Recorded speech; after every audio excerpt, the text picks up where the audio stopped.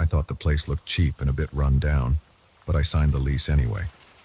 The building manager handed me a set of keys without explaining anything about the layout or the other residents. I walked through the lobby and saw a dim hallway with a single overhead light flickering at the far end. I didn't see a doorman or any security cameras. The elevator made a grinding noise on the way up. My unit was on the top floor at the end of a corridor that smelled like stale air and cleaning fluid. The moment I stood in front of my door, I noticed how the hallway was dead quiet. I remember thinking that the silence felt oppressive, as though it was pressing against my ears. I shrugged off the feeling and stepped inside. The apartment had old carpet, chipped paint, and a small bedroom in the back. I had a foldable bed, a desk, and a tiny closet. I was tired from work, so I tossed my suitcase on the floor, opened the window for a bit of fresh air, and then sat on the bed to rest. The first night, I woke up around 2 in the morning. My eyes snapped open because I heard something outside my door. It sounded like steps, one after the other, stopping right in front of my place. I couldn't tell if it was a single person or several people. The noise continued for a few seconds, then stopped. I got up bare feet on the cold floor, walked quietly across the living area, and moved closer to the door. My pulse was thudding in my head. I leaned toward the door and listened. Silence. I peered through the peephole. The hallway was dark, lit only by a weak bulb near the elevator, but I could see the space directly in front of my door. Nobody stood there. I waited, straining to hear anything else. Nothing. I felt my legs tense, and my breathing grew shallow. I wasn't sure what to do, so I went back to bed and tried to convince myself it was a neighbor coming home late. Maybe someone was lost or checking the room numbers. It made me uneasy, but I managed to fall asleep again after a while. The next morning I woke up early for work. I checked the hallway before leaving. Everything was normal in the daylight. The corridor looked the same as when I first arrived. A long stretch of doors, a few burnt-out lights, and a dusty exit sign. I tried to forget about the footsteps. I reminded myself that it was just my second day there, and I didn't want to start losing sleep over small things. At work, I focused on my tasks and tried to keep busy. Around lunchtime, I noticed I felt jumpy whenever I heard someone walking down the office hall. My mind drifted back to those footsteps outside my apartment door, but I forced myself to ignore it and push through the day. That night, I prepared dinner in the tiny kitchen area. I had a cheap lamp on the counter and the overhead light was flickering. There was some kind of faulty wiring in the ceiling. While I was eating, I thought I heard the pipes knocking in the walls. It was a rhythmic sound, like a distant series of taps. I put my fork down and listened, but it stopped. My phone buzzed and I realized it was a message from a coworker. That small interruption helped me relax. After dinner, I paced around, trying to make myself comfortable.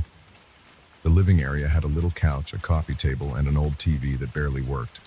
I turned it on for background noise, but the signal kept cutting out. The place felt too silent without any static or hum. I eventually went to bed around 11. I fell asleep faster than I expected. Then, around the same time as the night before, I woke up again. The footsteps were there, right outside my door. The pattern was the same. A few steps, a pause, then a few more steps. Then they stopped. My heart pounded so hard I was sure I could hear it in my ears. I got up and went to the door with shaky legs. I hesitated before looking through the peephole. Once again, I saw nothing but the empty hallway. My mouth went dry, and my hand trembled on the doorknob. A part of me wanted to fling the door open to catch whoever it was, but fear locked me in place. Instead, I whispered, "Who's out there?" No answer, no movement. I stood there until my back started to ache, but I never heard another sound. I spent the next few days jumping at every little noise in the building. I also started to notice something odd. The floor above mine was sealed off. The elevator buttons didn't include that floor, and the stairwell door had a chain and a large lock. I saw a "Do Not Enter" sign that looked years old. When I asked the building manager about it, he gave me a quick shrug and said, "It's closed for maintenance." Then he walked off, avoiding any details. I asked a neighbor, an older guy from the end of the hall, about the upper floor. He shook his head and said, Hasn't been open in ages. They say it's unsafe. I don't go up there." He looked nervous and didn't want to discuss it further. The footsteps at night kept happening, always around the same time, always stopping outside my door. I started keeping a flashlight next to my bed. I also started keeping my shoes near the door, just in case I decided to bolt out of the apartment in the middle of the night. The tension in my body built up to the point where my neck and shoulders felt stiff all day. My concentration at work suffered. My boss asked if I was feeling okay, and I lied, telling him I just had trouble sleeping because of the new environment. One evening, I decided to explore the building a bit more. I wanted to see if I could find a vent or a pipe that might explain the noises. I walked down the hallway, checking each door, looking for anything unusual. Most doors looked the same, except for some chipped paint or missing apartment numbers.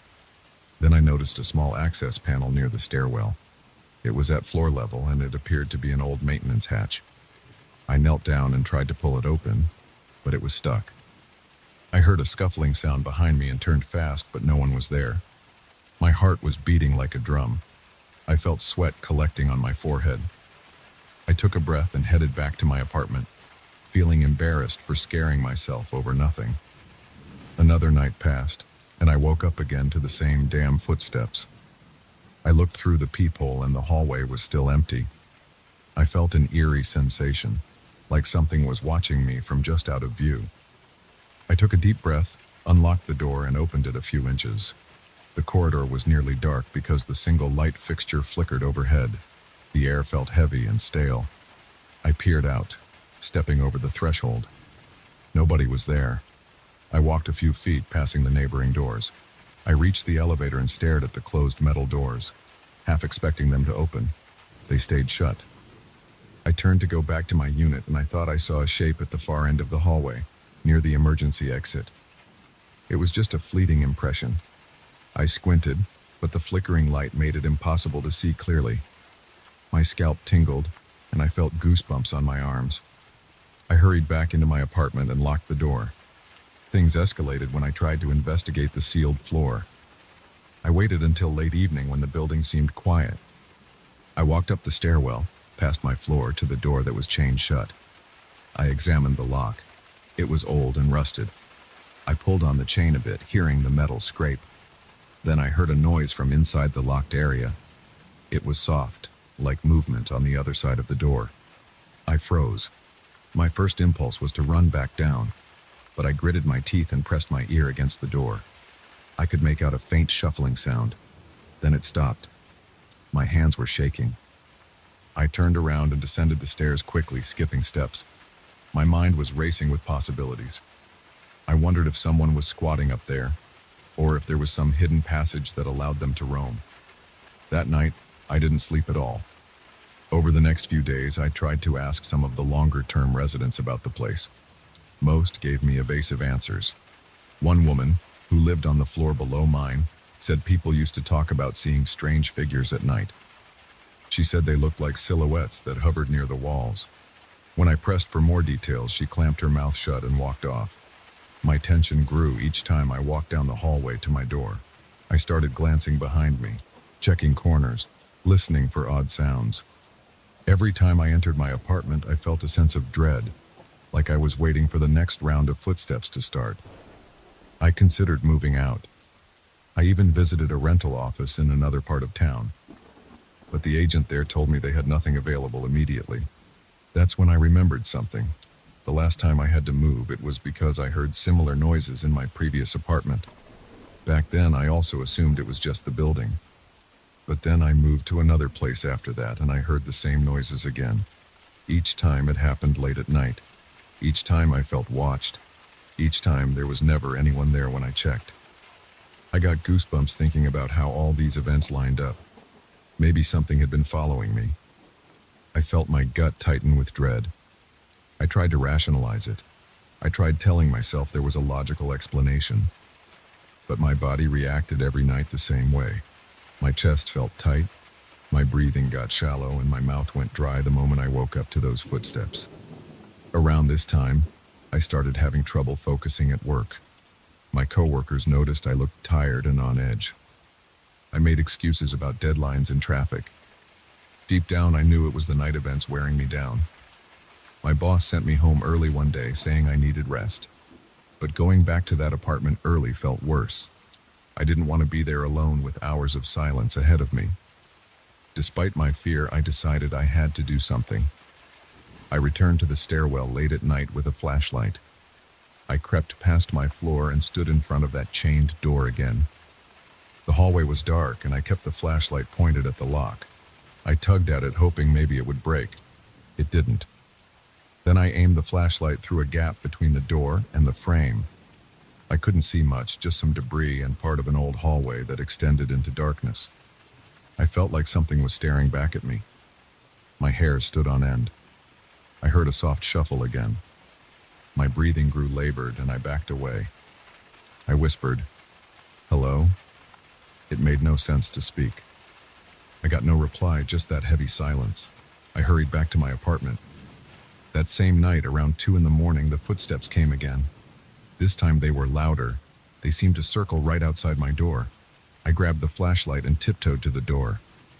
My hand was sweaty, and I tried to steady the light. Through the peephole, I saw nothing.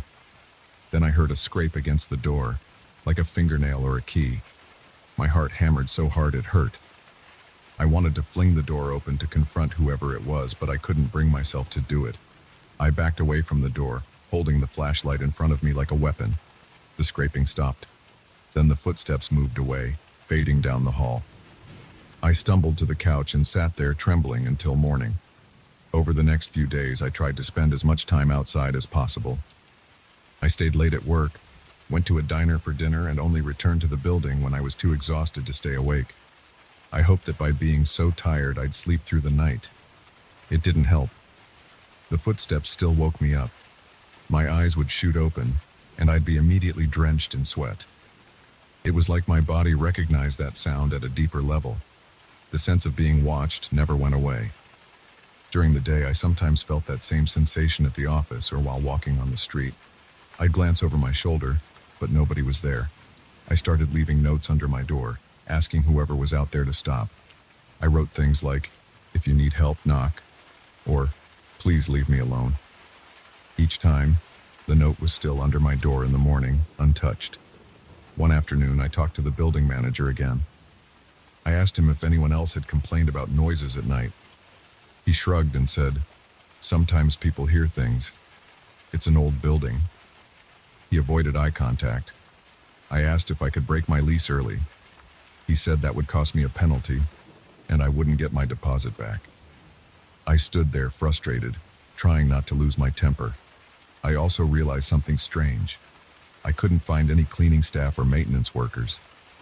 The building manager seemed to be the only person who showed up regularly. The corridors always looked the same, dusty and poorly lit. I saw trash bags piling up in the main trash room. It felt like the whole place was neglected. The old neighbor who lived at the end of my hall sometimes stood in his doorway looking uneasy. But he didn't offer any new information. He just said, "I keep my head down. That's all I can do." That sentence made me uncomfortable. It felt like he knew more than he wanted to say. Time dragged on and my anxiety got worse. One night I put on my jacket and decided to wait for the footsteps in the hallway.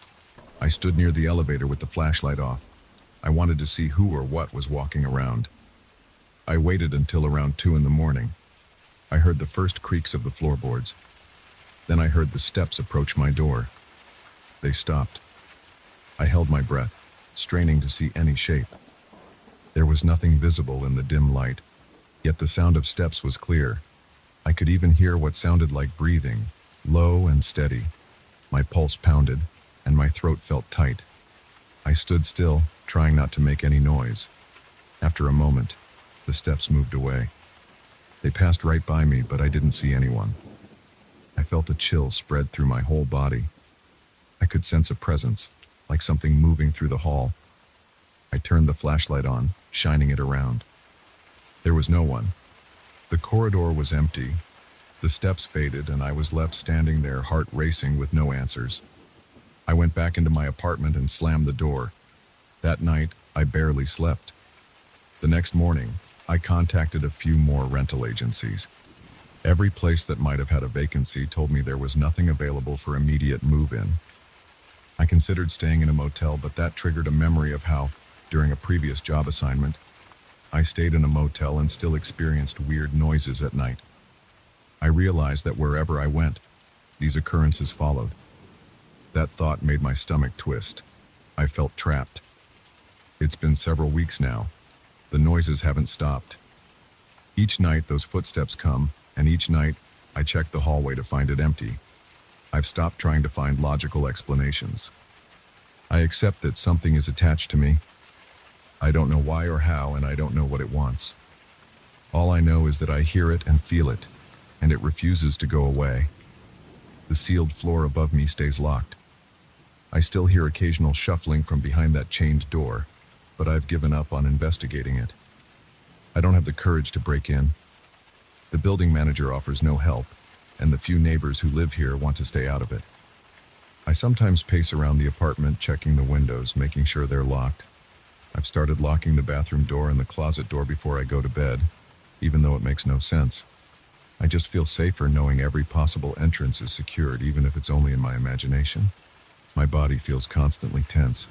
My shoulders ache and my jaw is sore from clenching my teeth. I wish I could run away, but I have nowhere to go. Even if I did, I'm scared this thing would follow me again. Right now I'm sitting at my desk, typing this out on my laptop.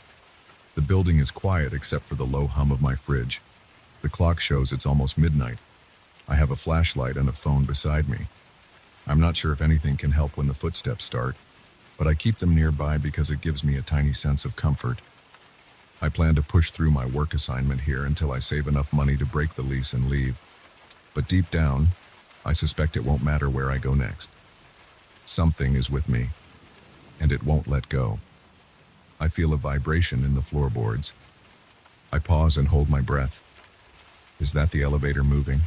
Or is it someone pacing in the corridor? My heart rate jumps. My palms sweat. I'm too nervous to open the door and look. This is my life now, a series of tense nights, waiting to hear those steps. I don't know when this will end. I don't know if it can end. I just know that every time I've tried to escape before, it always finds me. And I'm convinced it's going to keep finding me, no matter where I go.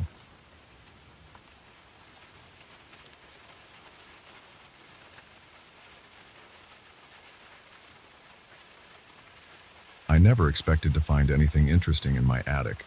I thought I'd see a few boxes of old clothes, some chipped porcelain figures, and maybe some forgotten photo albums. Instead, I found a faded wooden crate with thick rope handles, pushed into a dark corner behind broken furniture. It looked like it hadn't been opened in decades. The nails on the lid were loose, so I pulled them out with my hands. Inside, I discovered a stack of yellowed papers, each covered with cramped handwriting. One sentence on the top page grabbed my attention right away. It steals identities by touching shadows. I felt a chill on my arms. I was standing in a dusty attic with only a single overhead bulb. The floorboards creaked under my feet. I glanced around to make sure I was alone. My breath tasted stale, and I noticed a dry feeling in my mouth. I flipped through the pages and saw drawings of a dark figure hiding in corners. Some paragraphs described how it preferred heights and tight spaces. Others talked about capturing it, though it was never actually caught. I remember swallowing hard and wiping a film of sweat off my forehead as I tried to process what I was reading. I decided to read everything in order, so I sat on an old chest and held the stack of papers under the light. The notes belonged to someone who used to live in the house a long time ago. They never mentioned a name, but they wrote about a creature that could look like any person as long as it had touched that person's shadow. There were instructions on how to track it, tips about where it might hide, and a few warnings about never standing in direct light near certain corners. I rubbed my temples. It sounded ridiculous, but the tone in those notes felt urgent and desperate, and something in me wouldn't let it go. I was up there for an hour or so, reading one page after another. My back started hurting and my legs cramped from sitting on that hard chest. I got up and paced around a few times. I heard the floor squeaking under me. I kept thinking about the phrase, "It steals identities by touching shadows." The rest of the text described sightings, near misses, and strange reflections caught in mirrors. The person who wrote it believed the creature would sometimes appear as a neighbor or a friend, but only for a short period. Then it would vanish and leave no trace. There was a line that said, "It prefers to hide in high places and tight spaces." I lifted my eyes to the rafters. My attic had old beams near the ceiling. The space between them was cramped and dark. I caught myself breathing faster, so I walked over to the small window to get some air. The next day I came home from work late. I was exhausted and I didn't want to think about that weird story. I went straight to the living room and dropped onto my couch. Before turning on the TV, I noticed something on the wall across from me. My shadow from the hallway light flickered for a second. It looked like my arm moved, but I hadn't moved my arm. I sat up, staring at the wall. I thought maybe I was just tired. My chest felt heavy, and I tried to slow my breathing. I waited a few minutes. Nothing else seemed off, so I switched on the television and tried to relax. My mind kept drifting to those notes, but I forced myself to focus on a random show until I got too drowsy to stay awake. The next morning, I woke up on the couch with a stiff neck.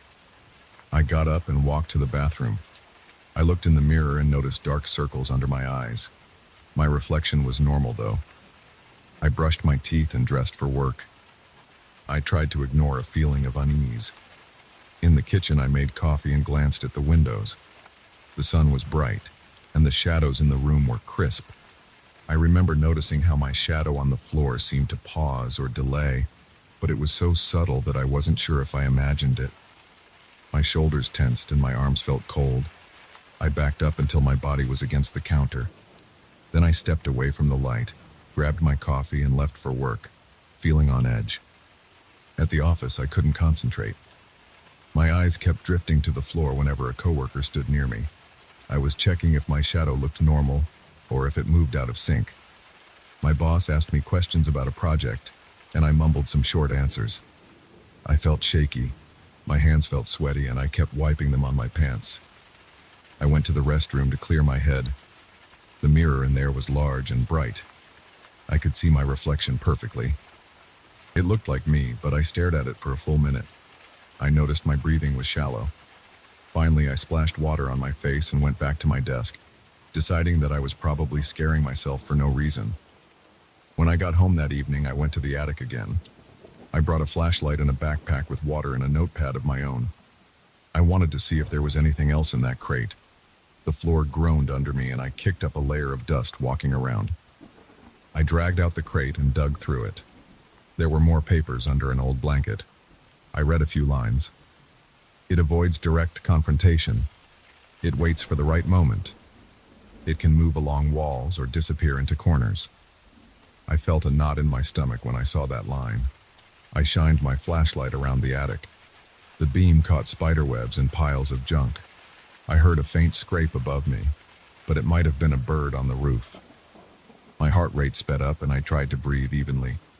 I decided to set up a small trap. I placed a few mirrors around the attic, angled so I could see the corners from different angles.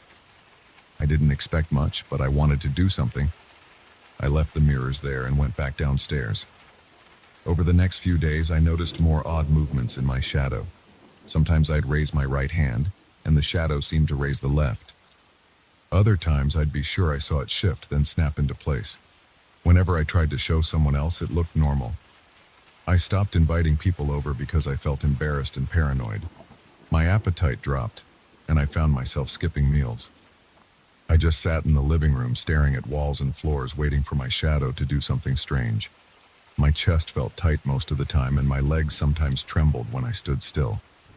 One evening, I decided I had to confirm if this thing was really in my house. I remembered a part of the notes about shining a strong light from behind to see if the shadow reacted differently.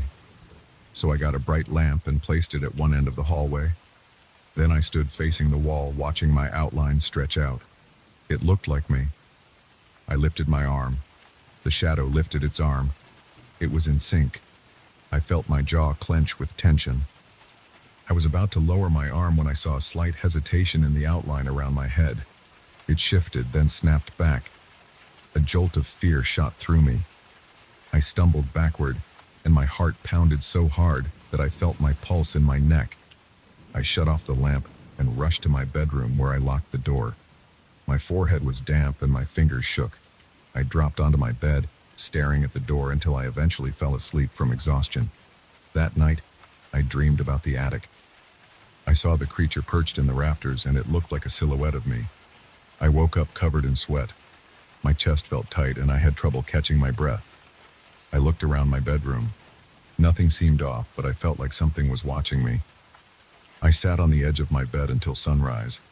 Then I went to the attic and collected the mirrors. I wanted to check if they captured anything. I saw nothing unusual in them, just reflections of dusty boxes. I felt frustrated and on edge. I was sure that something was wrong, but I had no proof. I decided to focus on the house's history. The papers mentioned older events, so I searched online for any records about this property. I found some old news articles about strange sightings in this neighborhood. I also found a few references in local forums about an unknown figure seen climbing onto rooftops at night. None of it was definitive, but it matched the idea that something was lurking in high places. I read about a neighbor who heard scratching noises in his attic a long time ago, but he never found the source. My thoughts kept returning to the notes. It prefers high places and tight spaces. I went into every crawl space I could reach, shining a flashlight into them. The smell of old insulation and wood made me cough. A few times I thought I saw movement, but it might have been dust or insects. I kept going until I was sweating through my shirt. My head felt light from crouching and crawling. My knees hurt, and my arms were covered in dust and dirt. I didn't see anything that proved the creature was there, but I didn't feel safe either. The next day I took time off work. I stayed home to set up cameras. I borrowed a few from a friend, telling him I wanted to catch raccoons in my attic. I positioned them around my house, aiming at the attic door, the hallway, and a few corners that seemed suspicious. I felt more secure with the cameras on, but I also felt tense, wondering if I'd see something that would confirm my worst fears. Whenever I walked past a mirror, I tried not to look at my reflection. That evening, around 9, I was in the living room checking the camera feeds. The attic feed was dark. I saw a faint shape near the rafters. I leaned closer to the screen. It looked like a black form clinging to the beam. Then it shifted and disappeared. My heart thumped in my chest. I stared at the screen, waiting for it to come back, but it didn't. I felt adrenaline surging. My arms and legs tingled. I went to the hallway and flipped the switch to the attic light. My hands trembled on the ladder as I climbed up. I pushed open the attic door and held my flashlight tight. The attic was empty at first glance. The boxes looked the same. I swept the flashlight around. Nothing moved. I heard a rustling sound in the corner, so I aimed the beam there. I saw some torn insulation on the floor, but no creature. The air felt stuffy. My shirt was sticking to my back. I stood on the old boards, listening carefully. I heard a soft scraping noise behind me. I spun around and aimed the flashlight, but I only saw dust floating in the air. I climbed down and closed the attic door, feeling my heart slam against my ribs. I checked the camera feed again. The shape was gone. I paced around the living room for a while, breathing unevenly. My scalp felt prickly, and I kept rubbing my arms, trying to calm down. I recalled the notes about how it could appear as any person. I worried it was going to show up as me. I looked at my reflection in a window. I felt sweat on my forehead. I backed away from the window. Over the next few days, every small noise made me jump. I worked from home to keep an eye on the cameras. I hardly slept. I ate junk food and drank too much coffee. Each time I passed a mirror or window, I checked my reflection. Sometimes it looked like it hesitated or blinked after I blinked. My arms would tense, and my breath would catch in my throat. I'd step away, trying not to panic. My mind felt raw and scrambled. My chest felt tight all the time. I decided I needed a direct plan. The notes mentioned that the creature had never been captured, but there were attempts to corner it. The writer used bright lights and tried to corner the creature in a small space. I gathered lamps, flashlights, and spare bulbs. I spent a full afternoon setting them up around the attic access.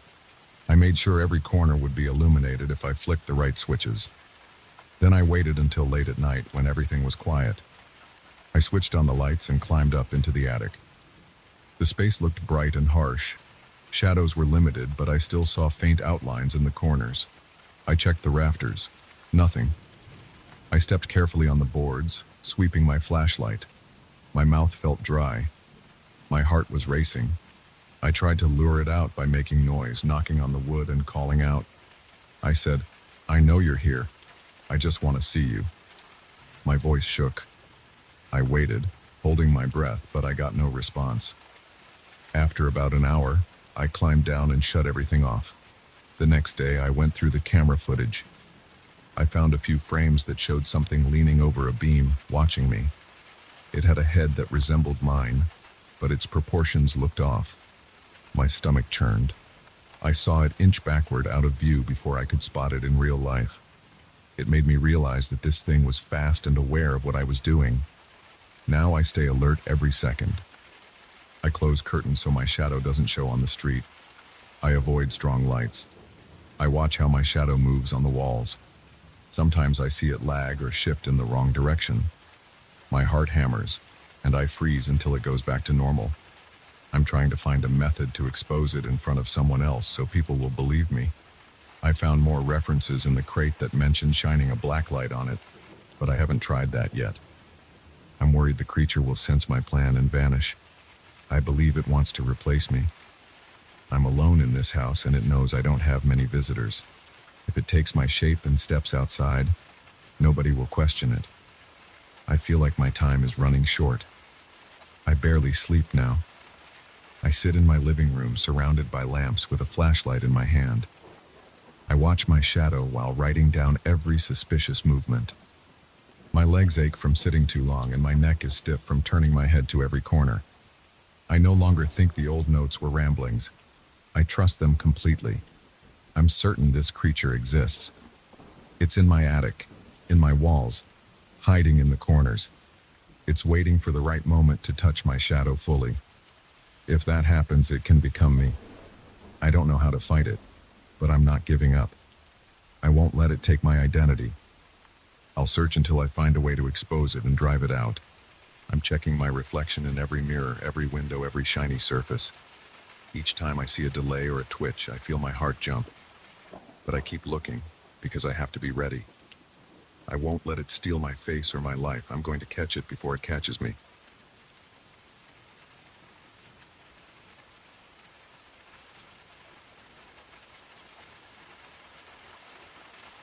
I got a letter from a lawyer who said I inherited a mansion from an uncle I never knew. I didn't believe it at first. I thought it was some scam or a mistake. But then I saw the official stamp and the thick paper with my name spelled out, and I realized it was real. I felt a knot in my stomach. The idea of owning a giant abandoned house made me uneasy. I didn't want to drop everything to check it out, but I felt an urge to see what was going on. Maybe it was just curiosity. Maybe I hoped to find something valuable. I took a few days off work and drove there by myself. I arrived on a cloudy afternoon. The driveway was cracked, and the yard was overgrown with tall grass and weeds. I parked near what used to be a garden fountain. There was no water in it, just dead leaves and some broken rocks. The front door was heavy, made of dark wood with iron details. It creaked when I turned the key. The house smelled like dust and old paper. I glanced up and saw a chandelier that probably hadn't worked in decades. The hallway had thick walls and the wood paneling was chipped in some areas. I felt a slight chill even though it was summer outside. I took a moment to look around. The foyer led to a large living room on the right and a staircase on the left that went up to the second floor. In front of me there was a corridor that stretched back into the house. The air felt stale, and I heard my footsteps echo on the worn wooden floor. I decided to explore a bit. I walked through the living room first. It had old furniture, a fireplace full of ashes, and shelves with strange books. Some had symbols on the covers I didn't recognize. One looked like a journal in a language I couldn't read. I tried to open it, but the pages were stuck together. I set it back on the shelf. Next, I went into what appeared to be a small study. The desk had yellowed papers, a dried inkwell, and more books. The old leather chair squeaked when I touched it. I noticed a faint odor of something like mold or rotten wood. I stepped back into the main hallway and moved toward the stairs. Every step creaked under my weight. On the second floor, I found several bedrooms. Most were empty, except for a bed frame or a broken dresser. The windows were cloudy with dust, and I could see cobwebs in the corners. The entire place felt like it had been abandoned for years. While looking at one of the bedrooms, I noticed odd symbols along the baseboards near the floor. They looked like twisted lines, circles, and shapes that reminded me of eyes, but not exactly. They were painted in a dark red color. I felt uneasy, like I wasn't supposed to be there. My hands felt cold, and my neck tingled. I moved on, but I kept seeing more of those markings around the corners. They were subtle, but once I saw one set, I noticed others in several rooms. I spent the next few hours checking each room. I found a bathroom with a rusted tub and a sink that dripped a slow trickle of brownish water. I turned the faucet off, but it kept making a soft gurgling sound. I felt a strong urge to leave the room. The air felt heavy, and I had goosebumps. After finishing my walkthrough on the second floor, I went up to the attic. The door to the attic was a small hatch in the ceiling of the hallway. I had to pull a chain to bring down the folding stairs.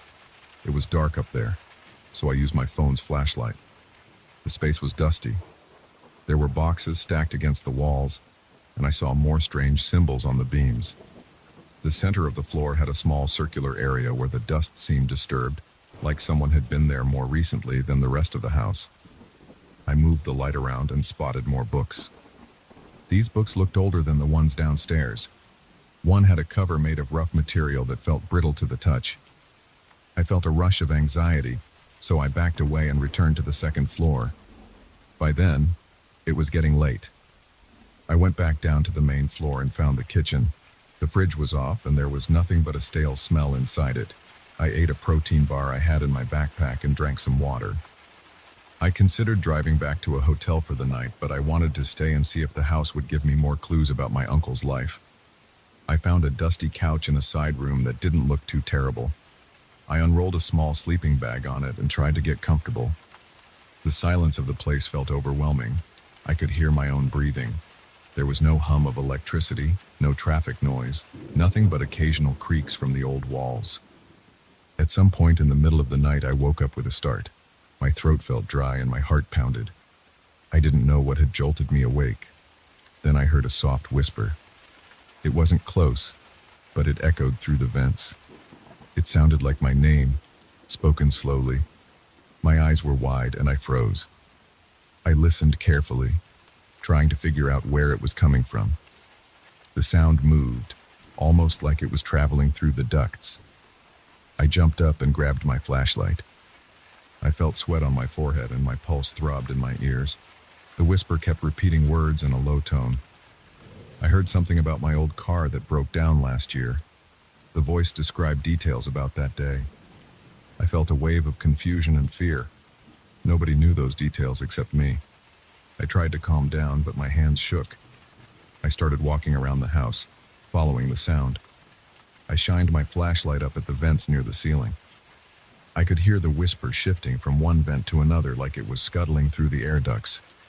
My skin crawled, and I had the urge to run out, but I wanted to see if there was something physically there. I found a ladder in a small closet. I set it up in the hallway and climbed to open the vent cover. The moment I touched the metal grate, the whisper stopped. My ears rang in the silence. I pointed my flashlight inside the duct. It was dusty, and I couldn't see any sign of a person or an animal. I climbed down, put the ladder away, and leaned against the wall, breathing hard. My chest felt tight. I tried to go back to sleep, but I couldn't relax.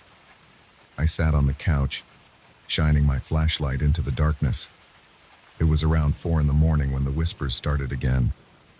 This time, they spoke about something else I had never told anyone. I heard words describing the first job I lost when I was 20. They got every detail right. How I had an argument with my boss, how I felt ashamed afterward. I jumped to my feet and shouted at the walls, asking who was there. My voice echoed through the empty rooms. The whispers paused for a few seconds, then continued in a slow, mocking tone. I felt my stomach clench and I hurried upstairs to escape the sound. But it followed, trailing me through the vents. When morning finally came, the whispering stopped. I was exhausted. My throat hurt from breathing the stale air and my muscles felt stiff. I decided to check out the backyard. Maybe getting outside would clear my head. I walked out through a back door that led to a large, neglected yard. There was a broken fence near the far corner, and near it I saw a glass structure. At first I thought it was a greenhouse, but when I got closer, I noticed it was an old estufa, covered in vines and strange plants. The glass panes were dirty. The door was rusted shut. I pulled on it a few times until it creaked open. Inside, the air was damp. Thick, twisted vines snaked along the frame. Some had sharp thorns that looked like little hooks. The floor was covered in cracked tiles and scattered pots. I could see wilted stems and shriveled leaves on the ground. But a few plants were still alive, stretching their tangled branches toward the light. They had dark leaves that looked almost leathery. The place gave me a bad feeling, like it was waiting for something. I heard a dripping sound from a rusted pipe. I stepped further in, being careful not to scratch myself on the thorns. I found a wooden table with a few old gardening tools. Next to them, I saw a small box. I opened it and found some notes about rituals. The handwriting mentioned forests, spirits, and spells to contact them. There were diagrams with instructions about forming a circle of certain plants. I felt the hairs on my arms rise. It was like my uncle or someone else had tried to communicate with supernatural forces right here in this greenhouse. I flipped through the notes. They described nighttime ceremonies, the need for secrecy, and references to offerings made to old spirits in the woods. There was a line about how the plants in the greenhouse could serve as conduits. I didn't understand how any of it worked, but I felt an urge to get away. The entire place smelled like wet earth and something sour, like rotting vegetation. I decided to leave the estufa before I got cut by those spiny plants. Back inside the house, I opened more drawers in the study. I found letters from decades ago addressed to different family members. Some referred to arguments over money, but others mentioned rumors of dark practices. One letter hinted that a relative had lost his mind after spending too many nights in the greenhouse. I kept reading until my eyes burned from the dust. By midday, I felt lightheaded, so I stepped outside again and drank some water. As I stood on the porch, I noticed the quiet around me. No neighbors, no cars passing by, just a rustle of wind through the overgrown yard. That evening, I set up a small battery-operated lantern in the living room. I wasn't going to spend another night alone in the dark. I sat on the couch with my flashlight near me. Around midnight, the whispers returned. This time, they were louder. My skin prickled, and I stood up. The voice said my name again, and it spoke about the house. It said it wanted me to stay. I felt my hands shaking.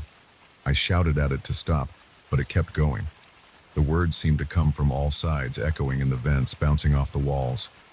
Then it mentioned the greenhouse. It said the plants were hungry for attention, that they thrived on fear. I clenched my fists, trying to hold back panic. I decided to go outside to see if the whispers were in the yard too. As soon as I stepped out, the night air felt cold. I looked up at the windows of the mansion. They stared back at me, dark and empty. I heard a faint whisper from above. It called me by a childhood nickname. My stomach flipped and I felt sweat on my temples. I paced around, looking at the tall grass, the outline of the greenhouse in the distance. I didn't see anyone. The hush of the night felt heavy on my shoulders. After a few minutes, I went back in. I grabbed one of the thick books from the shelves. I flipped through the pages until I found chapters about warding off dark entities and purifying spaces. There were instructions about burning certain herbs, drawing protective symbols, and reciting incantations. I couldn't understand all the details, but I thought maybe I could try something. I searched the kitchen for any herbs, but all I found were old containers that were empty or full of mold. Then I remembered seeing some dried plants in the greenhouse. I shuddered at the thought of going back there at night, but I felt desperate. I went outside with my lantern. The greenhouse loomed. the glass panels reflecting the moonlight in a dull way. I crept inside. I looked around and saw a bundle of dried leaves on a shelf. They were tied with twine, and they smelled pungent. I grabbed them, trying not to make noise, though I wasn't sure why I bothered. I also found some chalk in a drawer under the wooden table. Then I hurried back to the main house. I lit a candle I brought with me, then I tried to follow some steps from the book. I sketched a circle on the floor with the chalk. I placed the dried leaves in the center. I read out loud the words as best I could. My heart pounded. My voice sounded shaky. I didn't know if I was doing it right. At first, nothing happened. The house stayed silent. Then a loud creak came from the hallway. I gasped and dropped the chalk. I heard a sharp whisper from the vent. It sounded angry. I saw the candle flame flicker, and a sudden gust of air swept through the corridor. The dried leaves scattered, and the circle of chalk smudged. My mouth felt dry. The whispers grew louder, filling the room with overlapping voices. They criticized me for interfering. They said the house belonged to them. They said my ancestor gave it to them long ago, that I had no right to take it away. I felt my knees shake and I stumbled back against a shelf, knocking off a few books. My thoughts raced and my skin felt clammy. I realized I had two choices: leave the mansion and never come back, or keep trying to purge whatever was inside. I picked up the book from the floor. The pages were scattered, and I tried to find the incantation again, but the text was torn. I grabbed another book, but I couldn't find the same passage. The voices grew louder, and I felt dizziness creeping in. I forced myself to breathe in and out, steadying my nerves. I took one of the bigger books and shoved it in my backpack. Then I stuffed the dried leaves inside too. I decided to step outside for fresh air. As I walked toward the front door, the walls vibrated with whispers. They called my name, describing my past mistakes, calling them out one by one. I gritted my teeth and refused to stop. My heart thumped. My hands felt cold. I managed to reach the door and swing it open. The night was still, the sky clear. I stood on the porch, sweat on my forehead. The voices stayed inside, echoing in the foyer, but I could hear them faintly even outside.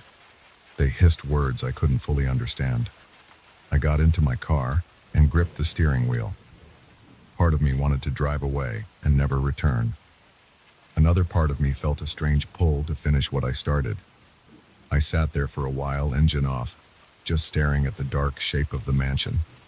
I could still see the faint glow of my lantern through a window. My arms were tense, and my breath came in shallow bursts. I realized this place wouldn't let me rest until I made a decision.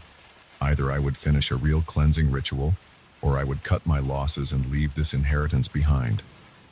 I had no idea if the books in my bag contained the right method, but I knew I wasn't prepared to do anything more tonight. My body felt drained, and my mind was on edge. I locked the car, went back inside, and packed my gear. The voices seemed quieter, but I still heard them whisper my name now and then. I found a corner room on the main floor that had fewer vents, and I sat with my back to the wall. I kept the lantern next to me and tried to close my eyes for a few hours. When morning came, I planned to figure out my next move. I didn't know if I would stay or leave, but I knew the mansion wouldn't simply become an ordinary house. Something was rooted in the floors, the walls, and the greenhouse. I had never felt anything like it before, and I wasn't sure if I would ever feel right about it. As I sat there listening to the occasional creak of the old wood, I realized I needed to decide soon. I knew I had to either stand up to whatever was whispering or walk away. My hands shook a bit as I took a final look around. I felt the tension in my neck, and my stomach churned. I set down my backpack, feeling the weight of the books inside. The voices in the vents subsided to a low hiss as if they were waiting for my next move. I gripped the lantern, took a deep breath, and prepared for whatever would come next.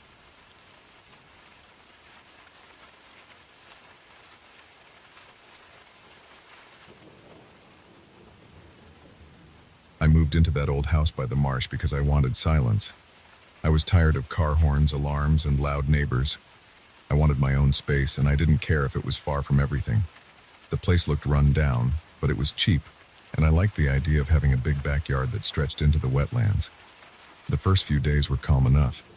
I could hear frogs chirping at night and a breeze passing through tall grass. I felt relieved for a while. But then I started hearing stories from a few locals about strange noises at night. They mentioned guttural sounds that carried through the thick trees and over the stagnant waters. They spoke about a greenish glow in the sky, something that flickered for a moment before fading. Some laughed it off as swamp gas or animal calls, but others whispered that it wasn't so simple. I felt a pit in my stomach whenever I remembered their faces. On the third night, I woke up around 2 in the morning. My sheets were damp with sweat. The air felt heavier than usual and there was no breeze. My house has old windows that never shut properly, so everything outside creeps in, from humidity to insects. That night, though, it wasn't insects that worried me. It was a deep growl coming from somewhere in the darkness.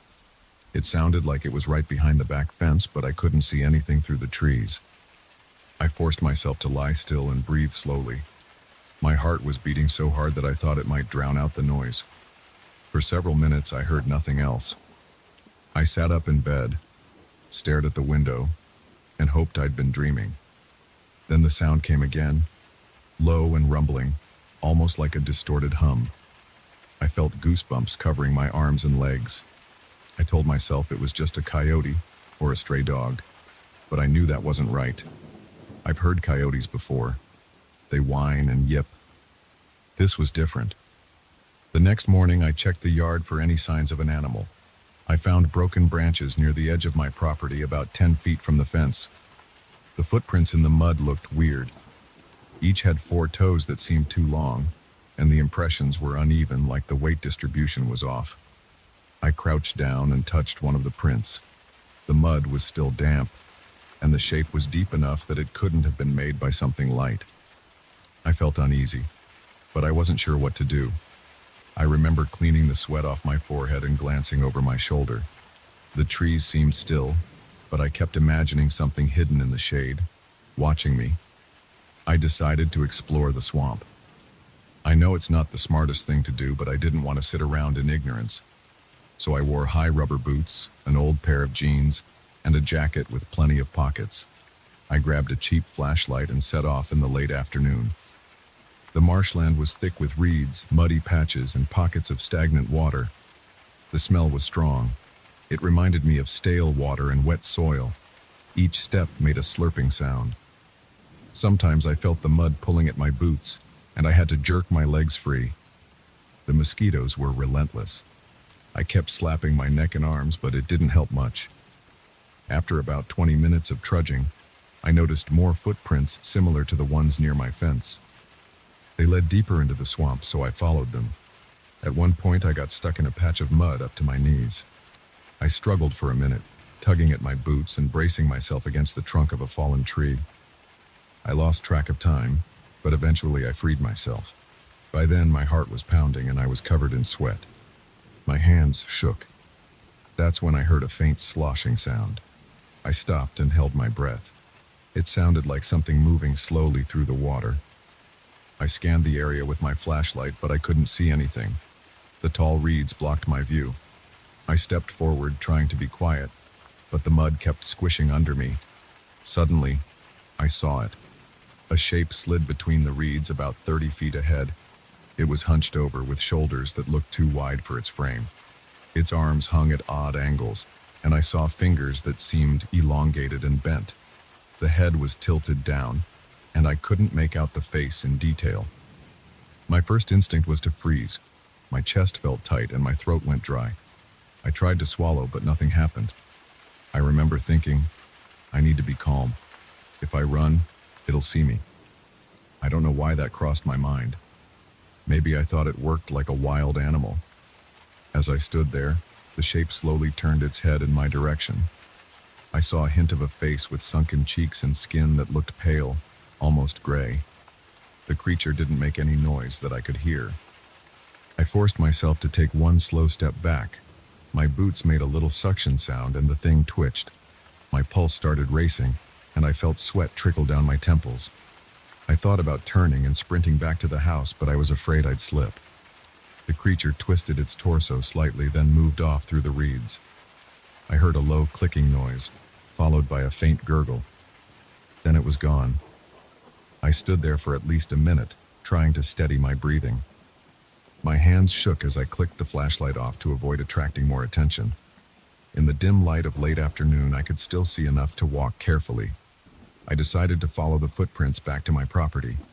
I needed time to think. I reached the edge of my yard as dusk settled. My clothes were caked in mud. I hurried inside and locked every door and window. I felt vulnerable, like the walls couldn't keep anything out if it really wanted to come in. That night I tried to sleep early. I kept a small lamp on in the corner of my bedroom. I thought it might help me relax, but I still felt wound up. Around midnight, I heard that growl again. Only this time it was closer. It sounded like it was just beyond my backyard. My mouth went dry. My heartbeat felt strong in my ears. I got out of bed and moved to the window, pulling the curtain back an inch. My backyard was dark. I saw a faint glow in the sky, like a pale green flicker. It disappeared after a few seconds. Then I heard a low, raspy exhale. I think it came from near the fence. I clenched my jaw to keep from gasping. My palms were sweaty and I felt a knot in my stomach. I stayed there for what felt like an hour, waiting for another sound. But all I heard was my own breathing and the hum of the ceiling fan. By morning, I was exhausted. My thoughts were jumbled, and I had a headache from the tension. I forced myself to eat some eggs and toast even though my appetite was gone. I kept staring out the kitchen window at the swamp. I needed answers. Maybe someone else in the area had seen it. I decided to drive into town and talk to a local friend named Roy, who ran a small hardware store. He was a straightforward guy. I told him about the footprints and the shape in the reeds. He scratched his beard and looked uneasy. He said he'd heard old stories from some of the older folks in the region. People claimed there was something in the swamps that wasn't quite human, but they never found solid proof. He suggested I stay away from the deeper parts of the marsh after dark. He didn't joke or laugh. He seemed serious, which only made me more anxious. That afternoon, I stood on my back porch with a pair of binoculars. I scanned the tree line, focusing on any spot where the brush looked disturbed. Nothing moved. The air was thick and hot, and a thin layer of sweat covered my neck. I kept thinking about the creature's twisted posture. It had a face, but it wasn't normal. I remembered the odor too, something like damp seaweed and salt. It lingered in the back of my throat when I inhaled. I felt uneasy being outside, but I also didn't want to stay locked up in the house. I paced around the yard, checking the ground for new footprints. I found a set of tracks that led to the side of my house near a broken window latch. My nerves spiked. I wondered if the creature had tried to get inside the night before. At sunset, I prepared a small fire pit in my backyard. I thought the light might keep whatever was out there at a distance. I lit the fire and dragged an old chair outside. I sat and watched the tree line, occasionally tossing a bit of wood on the flames. Time passed slowly. Crickets chirped, and the frogs started their nightly chorus. Around 11, the air got colder and the wind picked up. I pulled my jacket tighter. The fire crackled and spat. I felt my muscles tense with every noise. Then I saw something move between the tall reeds again. I stood up, grabbed a flashlight, and shone the beam toward the movement. For a second, I saw those hunched shoulders and long fingers. The eyes reflected the light in a dull, milky glow. My stomach clenched and I felt my heart speed up. The creature stared at me and I sensed hesitation from it. It wasn't approaching. It just watched me for a few moments. My thoughts raced. My chest felt tight and my breathing became shallow. I decided not to move. I just kept the flashlight on it. The creature raised one arm as if shielding its face from the light. Then it let out a soft growl. I tasted bile in my mouth from the fear. My knees felt weak, but I stayed put, gripping the flashlight with both hands. Slowly, the creature slunk backward into the reeds. I stayed there, staring into the darkness, until I realized it was gone. I turned off the flashlight and threw more wood on the fire, trying to calm my nerves. My hands shook so badly that I almost dropped the log. The smell of smoke mixed with my sweat, and I had a throbbing ache at the back of my skull. I went inside around 2 in the morning, too drained to keep watch any longer. I showered in lukewarm water, trying to wash off the stench of the swamp. My muscles felt tight and sore. I flopped onto my bed but couldn't sleep. I kept replaying the moment when our eyes met. There was something behind those eyes, maybe curiosity or confusion. I couldn't shake the feeling that it was trying to understand me as much as I was trying to understand it. The next day, I walked the perimeter of my property, checking for any broken boards or openings. I noticed fresh prints again, circling around near a window to my living room. The glass had smudges on the outside, like something pressed its face against it. My stomach turned at the thought. I opened the window carefully and found a faint trail of mud along the sill. No damage, but it was enough to make me lock everything. I even dragged a heavy dresser in front of that window. I didn't want any more surprises at night. I couldn't ignore this. It was clear the creature was coming closer. Part of me felt it was searching for something. Maybe it was curious about me, or maybe it wanted something from me. I didn't feel like it was outright hostile, but I couldn't be sure. My instincts told me to be cautious, so I decided on a different approach. I left some food scraps in a plastic container near the fence line before sunset. I wanted to see if it would take the offering. I didn't stand around to watch, though. I retreated inside, shut off my lights, and peeked out from a dark corner. Hours later, close to midnight, I saw movement near the fence. The shape emerged again. It crouched over the container for a few seconds, sniffing or examining it. Then it reached out with those long fingers and took a piece of leftover meat. I couldn't see its face clearly, but I heard a soft grunt. My heart thumped against my ribs. I had no idea what might happen next. The creature ate or at least chewed on the food, then shuffled away into the swamp without looking at the house. I exhaled, realizing I'd been holding my breath the entire time. For the next few nights, I repeated the routine. I left a small amount of scraps at the same spot, and each time, the creature showed up. It never made a move toward the house on those nights. It grabbed the food and vanished. My tension remained, but I felt a slight change. I wondered if this was a sign that it only wanted sustenance or some kind of contact, not aggression. Still, I didn't dare approach it directly. I felt a tug in my gut that told me not to push my luck. I'm still living here, and the nights remain unsettling. Sometimes I hear those guttural sounds right behind my fence, accompanied by that weird greenish glow in the sky. I don't know what causes that glow. It reminds me of faint light shining through a bottle, but it disappears so fast that I can't study it. My body tenses up whenever I hear a branch snap or a low grunt. I keep a flashlight handy at all times, and I always watch the swamp from behind my curtains. Each day I wake up with sore shoulders from the stress. My thoughts jump to the possibility of more than one creature out there, but I've only seen one so far. I haven't told many people about this. Roy knows some of it, but he doesn't ask for details. He gave me a shotgun for self-defense, which I keep locked in a cabinet. I'm not proud of feeling so jumpy, but the fear is real. My nights are filled with the heavy quiet of the swamp, broken by the occasional rustle or grunt. My days are spent on edge, waiting for the next sign that something is creeping around my windows. I still don't know what it wants. I don't know if it just needs a place to feed and hide, or if it's sizing me up for something worse. Each time I consider packing up and leaving, I remember how tired I was of the city and how much I longed for a quiet life. This is quiet, but it's not peaceful. I'm stuck here with a creature that looks partly human but twisted. It never speaks, never tries to communicate in a way I understand. It only watches and takes the scraps of food I leave out. I've come to accept that I may never truly figure out its intentions. All I know is that I have to respect its territory and hope it respects mine. At least it hasn't broken into the house or attacked me.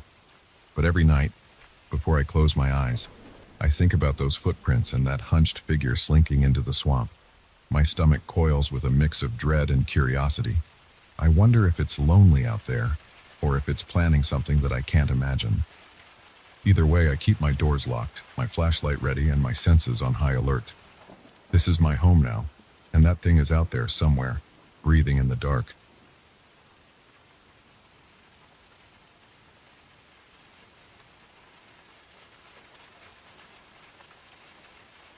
I noticed the mirror right away because it had these ugly shapes carved into its frame, and the glass itself looked stained with rust around the edges. It was late afternoon, and the antique shop was about to close. The place smelled like old cardboard and damp wood, and I didn't want to stay there long. But I felt this urge to take a closer look. The shop owner was bored. He mumbled a price, and I didn't bother to haggle. I just paid him and carried the mirror out to my car. I remember the way the chipped gold paint on the frame scraped against my arm as I loaded it into the trunk. It was heavier than it looked. I live alone in a small one-bedroom apartment on the second floor of an old building. The place isn't much. The paint on the walls is faded and the windows rattle when trucks pass on the street. I never bothered to decorate. I have a bed, a dresser, a small couch, and a bookshelf. But that day, I felt like changing something. I thought maybe the mirror would make the space feel bigger or brighter. The store was almost empty when I walked in, and the item looked like it might fall apart if I left it there. I don't usually buy random junk, but I didn't think too hard about it. When I got home, I had to carry the mirror up the narrow staircase. The stairs creaked under my feet, and the mirror's frame dug into my palms. I banged my shoulder against the door frame, and the glass rattled. I was afraid it might crack right there, but it stayed intact. My heart was beating fast and my arms were shaking from the weight. I finally got inside, leaned it against the living room wall for a moment, and rubbed my palms to get the blood flowing. Tiny flecks of rust rubbed off on my fingers. I wiped my hands on my jeans and decided I'd hang it in the bedroom. I used a stud finder and a heavy-duty hook. The mirror wasn't huge, but it felt denser than regular glass. I struggled with the alignment. I wanted it straight and I used a level, but it always seemed off. After a few tries, I managed to get it looking somewhat level. When I stepped back, I realized the frame had these carved faces on each corner. They didn't look friendly. They reminded me of gargoyles, but more twisted. Some parts looked like scales or wings. It gave me a small chill, but I shrugged it off. I figured it was just old craftsmanship. That first night, I was tired. I brushed my teeth, climbed into bed, and turned off the lights. The moonlight from the window reflected in the mirror, and it gave the room a weird glow. The bed is positioned so that the mirror is on the wall to my right. If I turn my head, I can see it. I remember looking at it before I dozed off. I couldn't make out my own reflection, just a dark outline, but I noticed the outline seemed to flicker. It might have been my tired eyes. I closed them and drifted to sleep. In the morning, I woke up with a stiff neck. I glanced at the mirror and it looked normal in the daylight. The rust around the edges was more noticeable, but I didn't see anything else strange. I got dressed, went to work, came home later. I had some leftover pizza, watched a show on my laptop, then went to the bedroom to get changed. As I was pulling off my shirt, I caught something in the mirror. It looked like a shadow behind me. I spun around, but the room was empty. My chest felt tight. I glanced at the mirror again, but the shadow was gone. I told myself it was my own reflection, maybe a trick of the light. I tried to act calm, but I felt on edge. I left the room for a while and got a glass of water. When I came back, I avoided looking at the mirror. I turned off the overhead lamp and settled in with a small reading light on my nightstand. I felt uncomfortable. My eyes kept drifting toward the mirror. Every time I looked, I expected to see something, but I never caught it again that night. Over the next few days, I saw more of these glimpses. Once, I saw a shape crouched near the foot of my bed in the reflection. When I jerked my head around, nothing was there. Another time, I saw something near the bedroom door, like a long, thin figure. I even jumped out of bed and flicked the light switch, ready to swing at whatever it was, but there was no one. I started to feel paranoid. I kept checking my locks, my windows, and my closet. Everything was normal, but that mirror always felt like it was hiding something. It gave me a stomachache just thinking about it. I tried to ignore it. I kept telling myself that I was tired or stressed, or maybe there was a glare causing illusions. But then the cracks appeared. At first, it was just one small line near the top right corner. I only noticed it because it caught the light in a strange way when I walked past. I ran my finger over it. I felt a slight ridge, but it didn't look like it went all the way through the glass. I thought maybe I'd knocked it somehow. The next morning, I saw another crack. This one stretched down from the left side. I hadn't touched the mirror, and the building wasn't shaking or anything, so I couldn't explain it. The cracks looked new, and they formed these thin, jagged paths across the surface. They almost reminded me of spider legs, but I'm not trying to be poetic. They were just lines branching out in random directions. I tried pressing on the glass to see if it was loose, but it held firm. My fingertips felt a slight vibration, but that could have been my nerves. Every time I found a new crack, I noticed more shadows. The shapes in the reflection got bolder. I started seeing outlines that looked like people, but also not quite human. I could see movements out of the corner of my eye. Whenever I spun around, the room was empty. My breathing would get heavy and I'd feel a rush of blood in my ears. My heart would pound and sometimes I'd catch myself shaking for no reason. I stopped sleeping well. I'd wake up in a sweat. Sure, I'd heard whispers or soft footsteps, but I never saw anything when I turned on the light. After about a week, I decided to find out more about the mirror. I went back to the antique shop, but the owner wasn't very helpful. He just shrugged and said he got it from some estate sale. He didn't remember the name of the previous owner. I checked online, searching for antique mirrors with weird frames. I found a few references to old handmade pieces that came from private collectors. Some articles mentioned mirrors used in ritual practices, but a lot of that stuff seemed like rumors. Still, it got me thinking. I tried to see if the carvings on the corners matched any known symbols. I found some images that looked similar, involving strange figures from old folklore, but none of it gave me a clear answer. I felt stuck. Meanwhile, the cracks spread. I'd wake up and see a new one snaking across the glass. The reflections got darker, like the background behind me was covered in shadows. Sometimes I thought I saw faces in those shadows. They looked distorted. Their mouths would twitch, and their eyes seemed to follow me. I'd get chills on my arms. My chest would feel tight, and I'd try to shake off the panic.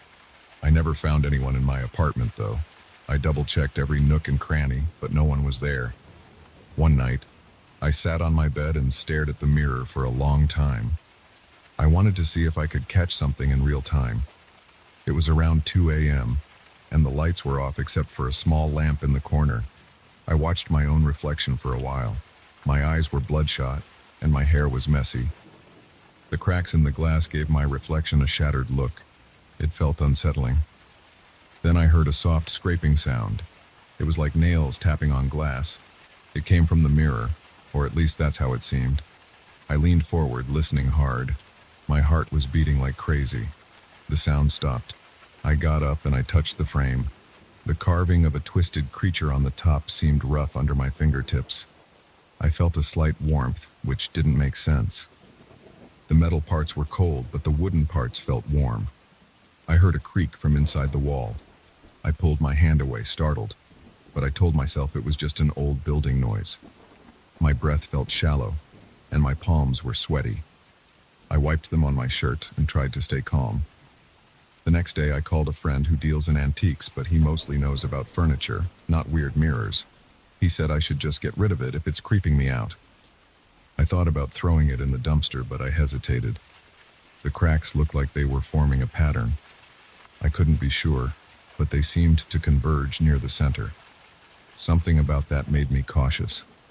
I worried that if I threw it away, maybe someone else would find it, or maybe it wouldn't let go of me so easily. I don't know how to explain that thought. It just felt like a bad idea to toss it and walk away. That evening, I saw an article online about old mirrors involved in rituals. It mentioned that some people believed mirrors could trap images and channel forces from another plane. It sounded crazy, but I couldn't dismiss it. The article warned about breaking such mirrors. It claimed that destroying them could release whatever was inside. I wasn't sure I believed any of it, but I felt a knot in my stomach. I decided to keep investigating. I managed to track down a guy who ran a small museum of oddities. He said he'd heard of a mirror with monstrous engravings used in secret gatherings. He couldn't confirm much, but he said something about manipulation of images and entities that exist between reflections. He talked like he believed in this stuff. I listened, but I felt uneasy. He said if it was the same mirror, there might have been rituals involving the reflection as a gateway. I couldn't tell if he was legit or just making it up. He recommended sealing the mirror or locking it away. He also said that if the mirror had started to crack on its own, it might be linked to whatever those rituals had awakened. I hung up the phone and felt a rush of anxiety. My legs were shaky. I paced around my apartment.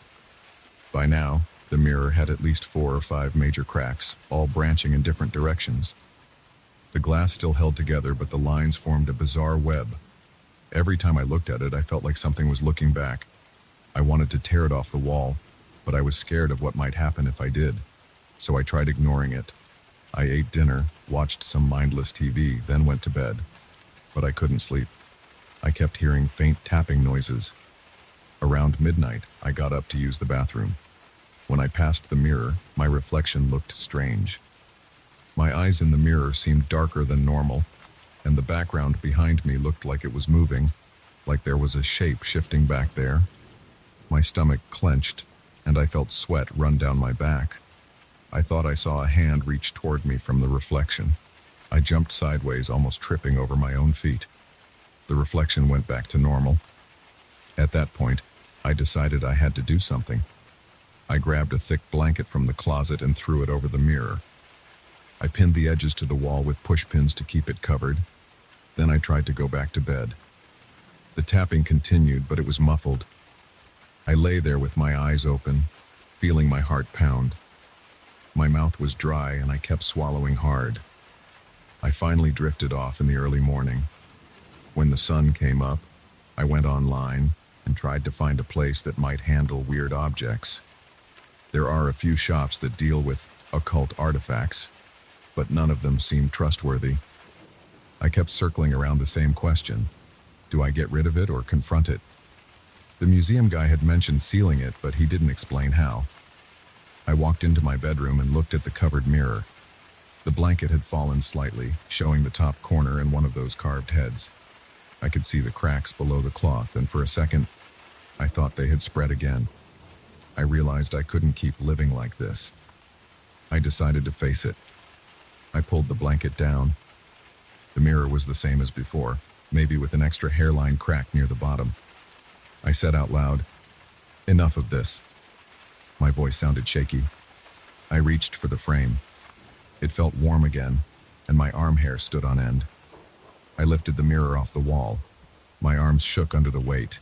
I carried it to the living room and leaned it carefully against a bare section of wall next to the couch. I stepped back and stared at it. My reflection stared back at me. It didn't move on its own, but the cracks gave me a distorted image. I felt goosebumps rising on my arms. It seemed like the shapes in the background were there again, swirling near the edges. I thought about smashing the glass, but the memory of that article saying it could release something made me pause. I stood there breathing hard, my hands sweating on the mirror's sides. The tapping started again, faint but steady. It was like something was knocking from the other side. I could see my reflection's mouth pressed into a thin line. My jaw felt tense and my teeth were clenched. I let out a sharp breath. I'm still standing here, deciding what to do next. If I break it, I might unleash something. If I throw it away, maybe it'll come back or pass the problem on to someone else. If I keep it, the cracks will keep growing and those shapes will keep appearing. I can feel them watching me even now. My skin feels cold and my chest is tight. The mirror sits against the wall and I can't look away. I'm stuck and I know I have to make a move soon. My head is spinning. My throat feels dry. I keep telling myself to do something, but I'm not sure if I should face whatever's inside or try to lock it away. I guess I'm about to find out one way or another.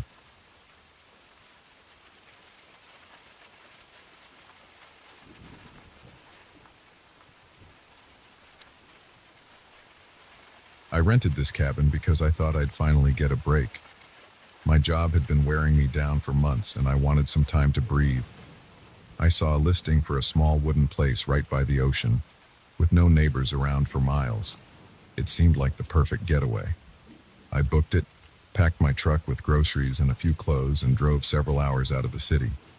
The moment I arrived, I realized it was more isolated than I expected.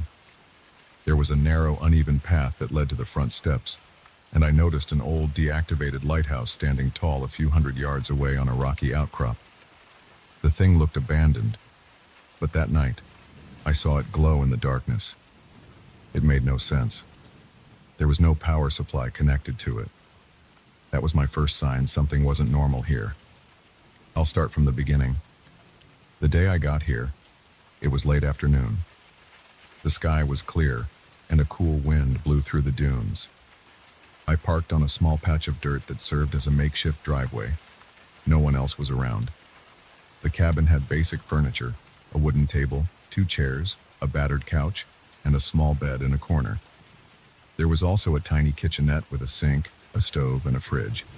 It all smelled a bit musty, like it had been sitting empty for a while.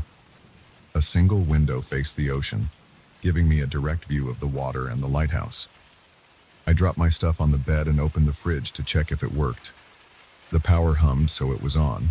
The place had a generator out back, and I remembered the listing saying it had limited capacity, so I tried to conserve energy. I stored my groceries, then decided to head outside before it got dark. The ocean called to me. I needed some fresh air, so I walked along the beach for about 20 minutes. The sand felt cold under my boots. The sun was going down, and I felt a moment of calm. I closed my eyes, listened to the waves. The tension in my chest loosened a bit. When I turned back, I glanced at the lighthouse. The top of it was dark. I expected that. Nobody said it was functioning. But the structure looked eerie with chipped paint, a rusted railing, and a slight lean. I thought about the safety hazards. If it had been a historical site, maybe someone would have restored it. But it stood alone, about 30 feet tall with no fences around it. I planned to check it out another day, but I didn't feel any real hurry. That first night, I heated some soup on the stove and ate it in silence. I kept the lights off inside to watch the moon's reflection on the water through the window. That's when I noticed the lighthouse glowing. At first, it was a faint flicker. I squinted, thinking maybe my eyes were playing tricks in the dark. Then it intensified, a steady beam of pale light sweeping across the sea. I felt a jolt in my stomach. My mouth went dry. The hair on my arms stood up. I thought, that's impossible. There was no caretaker, no electricity running to it. Yet there it was, shining across the waves. I didn't have any explanation. My chest tightened. I took a step closer to the window. I kept staring, waiting for the light to fade. It didn't. I felt uneasy. My mind raced, trying to figure out a logical reason. Maybe a generator was hidden inside. Maybe somebody else was messing around. I decided I'd look in the morning. I went to bed, but I couldn't sleep. My thoughts wouldn't stop. Every time I closed my eyes, I pictured the lighthouse's beam passing over the water. I also felt something odd, like someone was standing near me. I opened my eyes more than once, expecting to see a figure in the corner of the room. I heard small creaks in the walls. It's an old cabin, so it's normal for wood to shift, but this felt different. My heart pounded. I told myself to calm down. Eventually, I drifted off. But my dreams were restless. I woke up early the next day. The sunlight filtered through the window. My neck felt stiff. I walked outside to stretch and check the surroundings. The lighthouse looked like a normal abandoned tower again. No trace of the strange glow. I put on a heavier jacket because the ocean breeze was chilly. Then I followed a rough path of stones toward the lighthouse. I climbed over some jagged rocks to get close to the base. The paint was peeling, revealing layers of old white and red. The door looked locked with rust around the knob. I jiggled it. It wouldn't budge. I circled around the foundation. The lighthouse stood on a concrete platform. I noticed small cracks here and there, but no clear entrance other than the front door. I wanted to see inside. but I lacked the tools to force the lock without damaging the property. I decided to walk around the area. There was a small shack behind the lighthouse, maybe used for storage at some point. Its roof was half collapsed. Inside, I found a few rotted pieces of furniture, a couple of empty boxes, and an old book in one corner. It was partially buried in sand, edges bitten by moisture. I picked it up. The cover was blank, just a brown leather surface. I brushed off the sand. The pages were yellowed and had a strange smell, like old seaweed. There were scribbles on the first page, notes in a language I didn't fully recognize. But then further in, the text switched to English. It mentioned the year 1926. There were entries talking about sightings of creatures near the shore. The writer described them as twisted figures that rise from the depths when the light is on. This confused me. I skimmed more pages, but I didn't grasp the full context. Some lines suggested these creatures had features like humans, but with slick skin and large eyes. Other lines mentioned footprints on the beach that disappeared by morning. I felt my pulse quicken. This was too strange. It read like a journal from someone who might have been delusional or paranoid. Still, it rattled me. I slid the book into my jacket pocket, figuring I'd read it more thoroughly back at the cabin. Walking away, I tried to keep my mind steady, telling myself it was just some old fantasy. I headed back, started a pot of coffee, and sat at the small table to read. The entries were messy, filled with frantic writing. The person who kept the journal noted that the lighthouse attracted these figures when it lit up. It said that even though it was deactivated, sometimes it glowed on its own, and that signaled something in the ocean. I couldn't ignore that I saw the lighthouse glow last night. My heart hammered. My head felt tight. I kept reading. There were references to fleeting shadows on the beach and the feeling of not being alone. The last pages showed drawings of humanoid silhouettes near the water, next to the lighthouse, sometimes on the rocks. Then the entries ended abruptly. No date, no final note, just blank pages. I closed the book and stared at the cabin's wall. My stomach churned. I didn't like this. I wanted to brush it off as local legend, but it matched what I saw. I told myself I'd stay rational. Night came again. I tried to distract myself by cooking an actual meal this time. I made pasta and ate it in silence. The wind whipped around outside. I heard the waves crashing harder than before. The cabin lights flickered. I remembered the generator wasn't reliable. Then I glanced toward the window. The lighthouse was lit again, a bright beam sweeping across the dark sea. I felt my chest get tight. I got up, walked to the window, and pressed my hand against the glass. Goosebumps covered my arms. I started hearing a faint sound like whispers carried by the wind. It came in waves, in sync with the crashing surf. I strained my ears to catch actual words, but it was more like a low murmur. My breathing got shallow. I grabbed a flashlight and went outside. The cold air hit me. The moon was high, reflecting on the water. The sound of the waves felt louder. I heard another series of whispers. They seemed to come from the direction of the lighthouse, but they also felt everywhere at once. I walked a bit closer to the shore, scanning the sand with my flashlight. I saw nothing but wet footprints.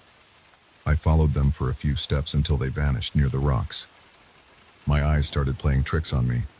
I thought I saw movement near the lighthouse, a dark shape against the rocky base. My heart pounded.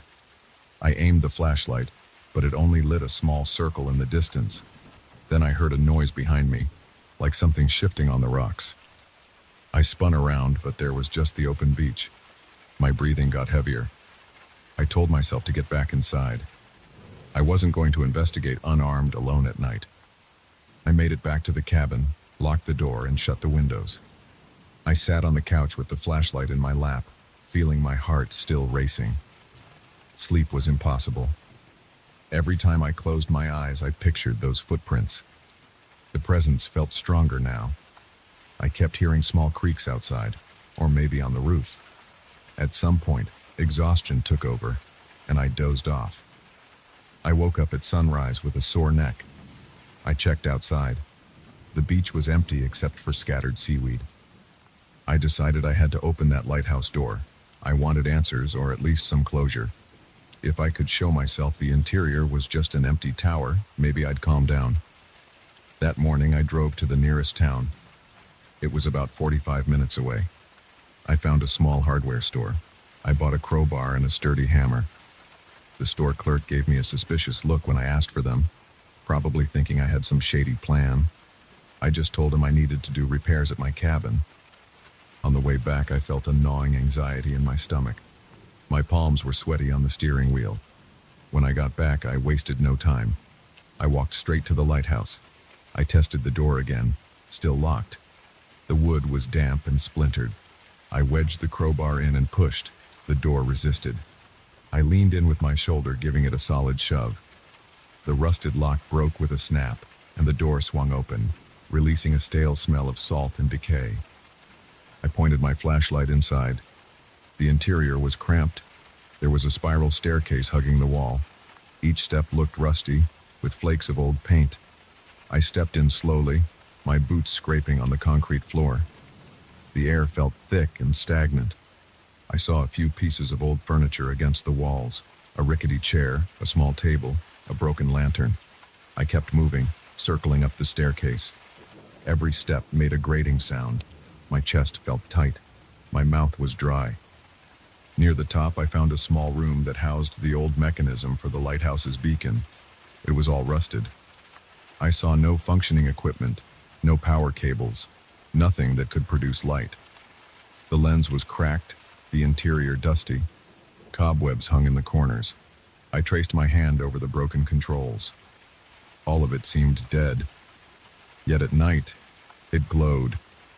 This made no sense. I felt my heart thumping. I was sweating even though it was cold up there. I checked every inch, but I didn't find anything that explained the light. Then I heard a sound down below, like something scraping the floor. I froze, holding the flashlight tight. My pulse hammered in my ears. I listened. It was a dragging noise, then silence. I waited, trying not to move. My breathing was shallow and fast. Then I heard a light tap on the stair railing. I shone my flashlight down the stairwell. Nothing but swirling dust in the beam. I stayed still, waiting. My legs shook a bit. I told myself it might be the wind, but the door was closed and there was no breeze inside. I realized I was cornered. If there was someone or something there, I had no exit except down those stairs. I forced myself to move, step by step. I held the crowbar in my free hand. My boots made a dull thump on the metal steps. My heart pounded harder. When I reached the bottom, I swept my flashlight around. Nothing. The door stood partially open, letting in a crack of daylight. I stepped out onto the rocks. The waves crashed in the distance. It took me a few seconds to catch my breath. My head was pounding. I hurried back to the cabin, feeling like something might be watching me. Inside, I locked the door and closed the curtains. My hands shook. I checked the old diary again. The entries talked about hearing whispers, seeing silhouettes. I turned the pages more carefully this time, scanning for anything I might have missed. There was a mention of certain nights being more active than others. The writer said these creatures grew bolder when the moon was bright. I glanced at the calendar on my phone. A full moon was only 2 days away. I swallowed hard, feeling a lump in my throat. By the time night fell again, I was on edge. Every noise outside made me tense up. The wind rattled the cabin's walls. I could hear the distant rumble of waves. I checked the window. Sure enough, the lighthouse was lit again, the beam moving across the darkness. I turned off all my lights. I didn't want to attract attention. I sat quietly by the window, just peering through a small gap in the curtain. After an hour, my eyes adjusted to the darkness. That's when I noticed shadows on the beach. They looked like human figures, but their motions were slow and jerky. They were right at the water's edge. My stomach twisted. I counted 3 of them. They seemed to be searching, scanning the shoreline. My breath caught in my throat. Suddenly, I saw one of those shapes move closer to the rocks that led to the lighthouse. It climbed with an awkward gait. Another followed. The third lingered near the water, I felt sweat trickling down my temple. My heart thumped so hard I thought it would burst. I ducked away from the window, afraid they might sense me watching. My mind raced with questions. Could they get in? Were they hostile? The diary suggested they only appeared when the light was on, and they mostly stayed near the water. But I remembered the mention of them climbing onto land, looking for something. I kept my head low. My chest felt tight. The minutes passed, dragging on. I heard the wind, the faint sound of the lighthouse's beam rotating, and my own breathing. Now and then, I forced myself to peek outside. I saw the figures on the rocks hunched over as if examining the lighthouse's base. Another time, they were gone. Then I spotted them near a large boulder closer to the cabin. I yanked the curtain shut and pressed my back against the wall. My hands trembled. I clenched them into fists, trying to stop the shaking. I didn't sleep that night. I waited until dawn. When the first light of morning appeared, I cautiously opened the door. Nothing but a calm beach remained. I checked for footprints. I found several lines in the sand leading from the water to the rocks, but they disappeared into the wet patches. My heart was still racing. My mouth felt dry. I didn't know how much longer I could handle this. That evening, things escalated. I decided to keep all the lights off again. I sat in the dark with my flashlight. The lighthouse beam glowed as usual, cutting across the night sky. Sometime around midnight, I heard scraping against the side of the cabin. It sounded like claws dragging along the wood. My heart jumped into my throat. I grabbed the crowbar. My breathing felt labored. Another scrape, this time near the window. I forced myself to look. I tugged the curtain just a bit. My knees went weak. There was a silhouette pressed against the glass, large round eyes peering in. The skin looked shiny, dripping with water. I staggered back, biting my tongue to keep from shouting. I heard a low sound like a gurgling gasp. The silhouette vanished from the window. Then I heard quick steps around the side of the cabin. I braced myself, holding the crowbar tight. My pulse hammered. I locked eyes with the door, ready to swing if anything pushed it open. The door rattled once. My stomach clenched so hard it hurt. Then it stopped. I stood there, holding my breath.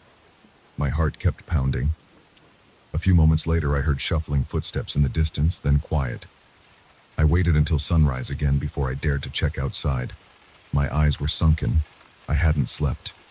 The beach was empty, just the cold wind blowing across the sand. I saw deep grooves by the cabin wall where the scraping had happened.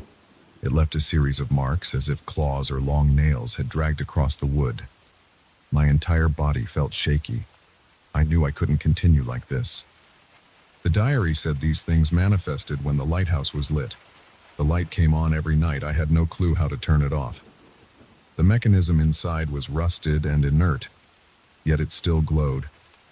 Now I'm thinking about leaving. Actually, I've already thrown my bags into the truck.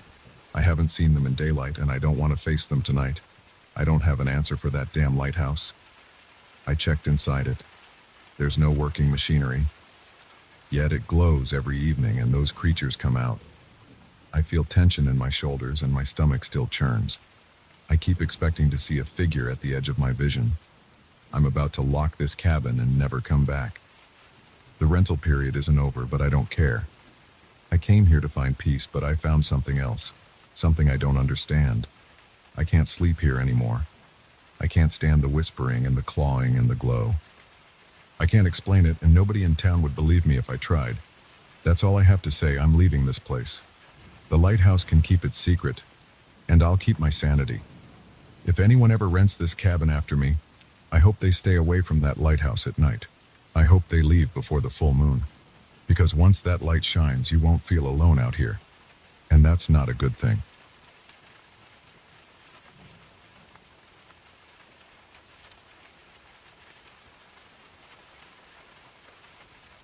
I walked into the inn with a restless feeling in my stomach. The sign outside was cracked, the paint flaking off in thin chips. A single light over the entrance flickered. I had to stay here for a few weeks because of a work project in this historic town. I didn't have many lodging options, and the price for this place was surprisingly low. The manager, an older man with thick glasses, checked me in. He mumbled about the corridors and the old wings of the inn, but he didn't explain much. I remember feeling a chill the moment I stepped into my room. The air was stale, and it smelled like old books and damp walls. My room was on the second floor, at the end of a narrow hallway. The wallpaper was peeling in several spots, and the carpet made a squishing sound under my shoes. I dropped my bag next to the bed and looked around. There was a small window that faced a courtyard full of weeds and broken chairs. I noticed a heavy wooden wardrobe with squeaking doors whenever I opened or closed them. The bed looked clean enough, though the mattress felt lumpy when I sat on it. I was exhausted, so I decided to sleep right away. However, something kept me awake. Maybe it was the constant flicker of the corridor light that shone under my door, or maybe it was just nerves about being in a strange place. The next morning I woke up feeling stiff. My back hurt from the hard mattress. I went downstairs to see if there was any breakfast, but I only found an empty dining room. A few plates and cups were stacked on a dusty table. The manager was nowhere to be found. I checked the time on my phone. It was around 7:30 a.m. I decided to walk around the inn to see if there was any sign of other guests. I passed several closed doors. Some looked like they hadn't been opened in a long time. At the far end of the first floor hallway, I noticed a single light bulb that flickered more intensely than the others. The corridor beyond that light was dark and smelled like something moldy. I stood there for a moment, unsure if I should enter. Eventually, curiosity got the better of me. As I walked down that corridor, the smell of old wood and wet stone grew stronger. The flickering light cast strange shadows on the walls, and I noticed some writing etched into the peeling paint. It looked like initials and dates, as if people had carved them many decades ago. The corridor turned left and then opened into what looked like a forgotten wing of the inn. There were a few doors on each side, all closed. The floor creaked with every step, and I kept expecting someone to pop out and ask me what I was doing. I reached the end of that wing and saw a small landing with a window that was covered in grime. Suddenly I heard a faint buzzing noise like electric wires malfunctioning. The light overhead started to flicker more violently. I felt my heart rate spike. My eyes adjusted to the dim surroundings, and I noticed the dust swirling around me. I felt a wave of cold air pass by. It was so sudden that I shivered. Then I heard soft voices, like whispers. I turned around, but no one was there. The corridor behind me seemed longer than before. My chest felt tight. I walked back toward the main hallway, but something felt off. The walls looked different, like the wallpaper had changed color. The doors along the corridor had older hinges and different doorknobs. I saw a woman standing at one of the doors. She was dressed in a long skirt and a high-collared blouse. Her hair was pinned up in a style that looked old-fashioned, almost like something from a history book. She was speaking to a man wearing suspenders and a vest. I couldn't understand their words. It sounded like an archaic form of the local language. Their voices were muted, as if coming through a wall. They glanced at me but didn't react. I stood there, not sure what to do. My heart pounded in my ears. I tried to approach them, but the corridor light behind me flickered again and I felt the cold air pushing at my back. I stepped backward, and suddenly the corridor changed. The wallpaper returned to its peeled state, and the people vanished. I stood there in shock, my breathing unsteady. I rubbed my eyes and tried to slow my breathing. My hands were sweating. I had no idea what had just happened. There was no one else in the hallway now. It looked deserted and neglected, just like when I first entered. I hurried back to the lobby. It was empty, with the same dusty couches and an old reception desk. I stared at the front door. The morning sun was still shining through the glass. It felt like I had stepped into another time for a moment and then snapped back. I went outside to get some fresh air. The chilly morning breeze hit my face. I stood there on the porch, questioning my sanity. Was I hallucinating? Was I sleep deprived? By late afternoon, I couldn't shake off the memory of what I saw. I kept replaying the sight of those people in old-fashioned clothes. I decided to go back and see if it would happen again. My curiosity overrode my fear. The manager was sitting behind the reception desk, looking through some receipts. I asked him about the corridor in the back. He shrugged and said it was just an old wing they barely used. I asked if there were any guests back there. He said no, not in years. I went upstairs to my room to drop off some things. Then I quietly returned to that flickering corridor on the first floor. The sun was starting to set, and the light in that hallway was even weaker now. The floor groaned beneath my weight as I walked, and the musty smell made me breathe through my mouth. I reached the same spot as before, near the little window at the end. The buzzing noise started up again. This time it was louder. My palms began to sweat, and I felt goosebumps on my arms. The overhead light flickered rapidly. For a few seconds, everything went dark. When the light came back, I saw different furniture in the corridor. The walls looked freshly painted. I heard muffled voices behind the doors. One door was ajar, and I saw a man with a handlebar mustache reading a newspaper at a small table. An oil lamp burned next to him. He glanced at me for a second and went back to his paper. My heart thumped so hard I felt it in my throat. I wanted to ask him where I was, but no words came out. I took a few steps forward, and the wood under my feet felt solid and well-maintained, not creaky like before. The flickering light was gone. Instead, there were a few candle sconces on the walls. Everything smelled like polished wood and burning wax. I heard the clink of cups or dishes somewhere down the hall. I walked slowly, afraid that a sudden movement would break the spell. In my head, I wondered if this was a trick. I tried pinching my arm. It hurt. This felt real. I kept going until I reached what looked like a lobby, but it wasn't the same one. There was a front desk, but it was a simple wooden stand with ledgers on top. I saw a couple of people chatting near a fireplace. Their voices were low, and the language was that same archaic one I heard earlier. They wore boots and formal jackets. I just stood there, feeling my legs shaking. Then one of them turned and noticed me. He frowned like I was out of place. I stumbled backward. Suddenly, the overhead light flickered again. I blinked, and the scene changed in an instant. The corridor was back to its ruined state. The wooden stand was gone, replaced by the worn-down reception desk I recognized. The fireplace was cold and filled with trash. The people were nowhere to be seen. I heard my own breathing echo in the stillness. I ran back to the main area, my body tense. My hands were shaking. Over the next few days, I tried to focus on my work, but I couldn't stop thinking about that strange phenomenon. I ventured into the corridor almost every evening to see if it would happen again. Sometimes it did, sometimes it didn't. But each time it happened, I noticed more details. I saw guests in old attire, speaking in that outdated language. I smelled tobacco and candle wax. I felt the temperature shift from cold to warm. Then, when the light flickered, I returned to the present, with dusty walls and broken furniture. One night after returning to my room, I heard something scratching at my door. I opened it, but the hallway was empty. There was a faint handprint on the wall opposite my door. It glowed for a second, then disappeared. My stomach lurched. I shut the door and locked it. That night, I barely slept. I kept hearing faint footsteps outside, like someone pacing back and forth. I tried to ignore it, but my body was tense. My breathing was shallow. I stared at the ceiling until sunrise. The following day, I found smudges on the walls near the corridor entrance. They looked like streaks of ash or soot. I touched one of them, and it felt cold, almost like a patch of ice. My fingertips tingled. I wiped them on my pants and hurried away. I told the manager about strange marks on the walls. He nodded as if he'd heard it before, but he didn't offer any explanation. He just said, "This place is old.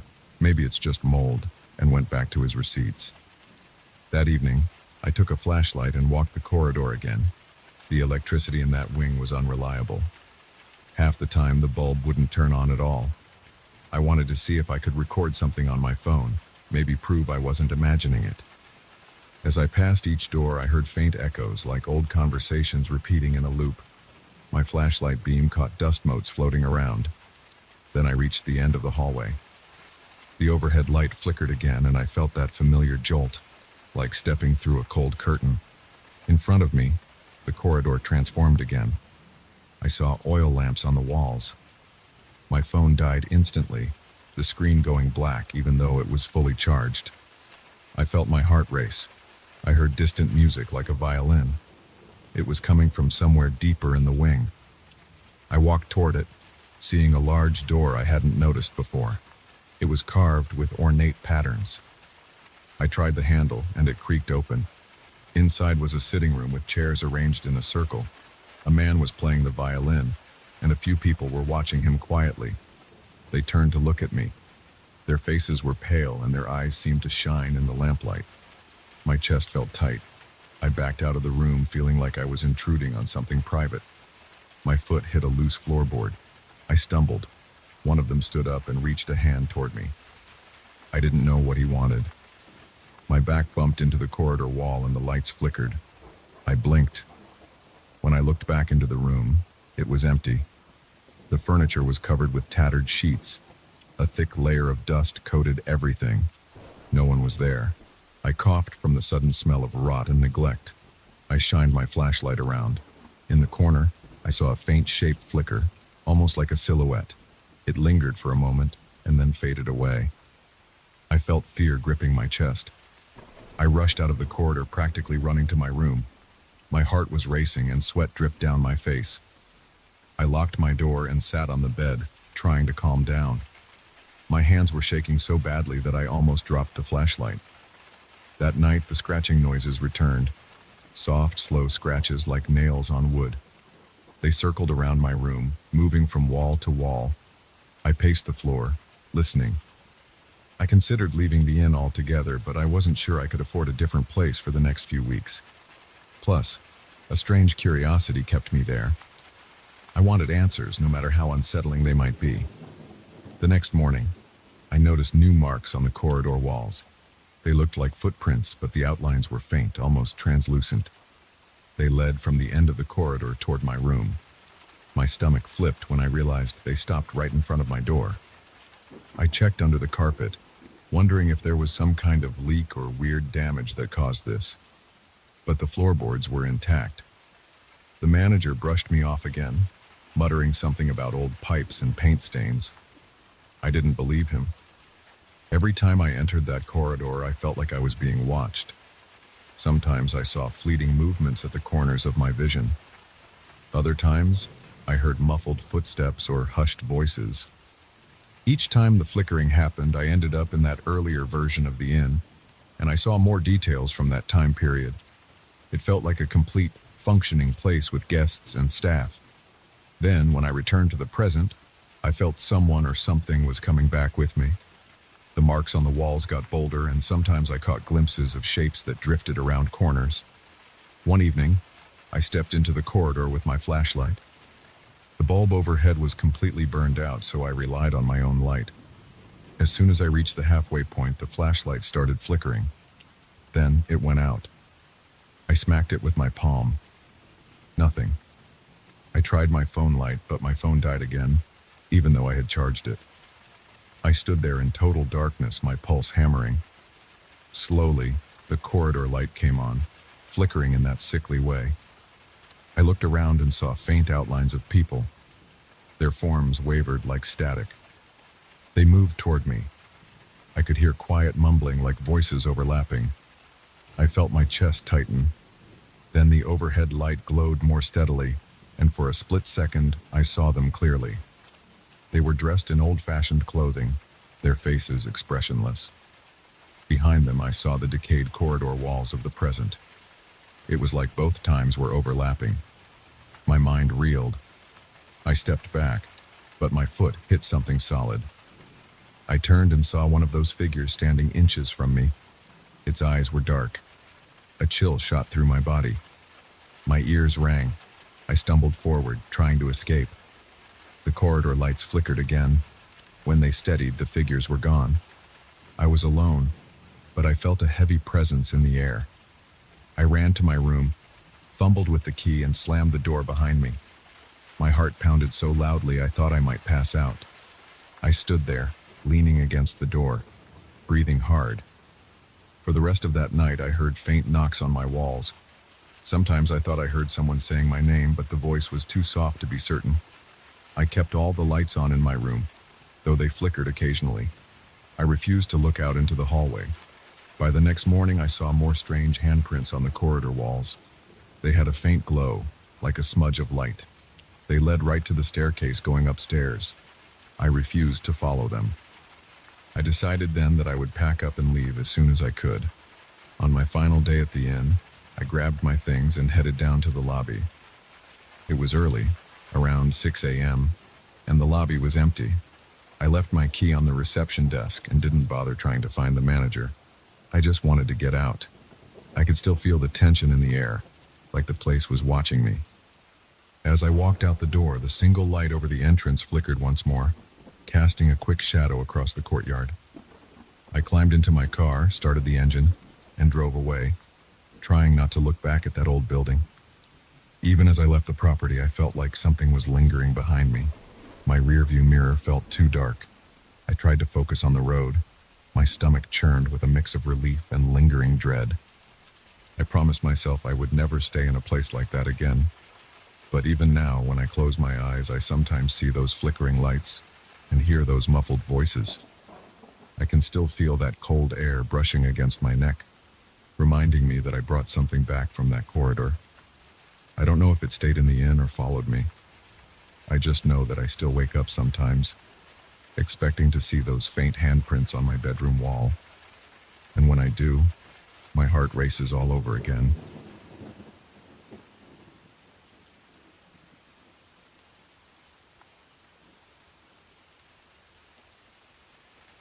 I remember the moment I walked into that old house for the first time.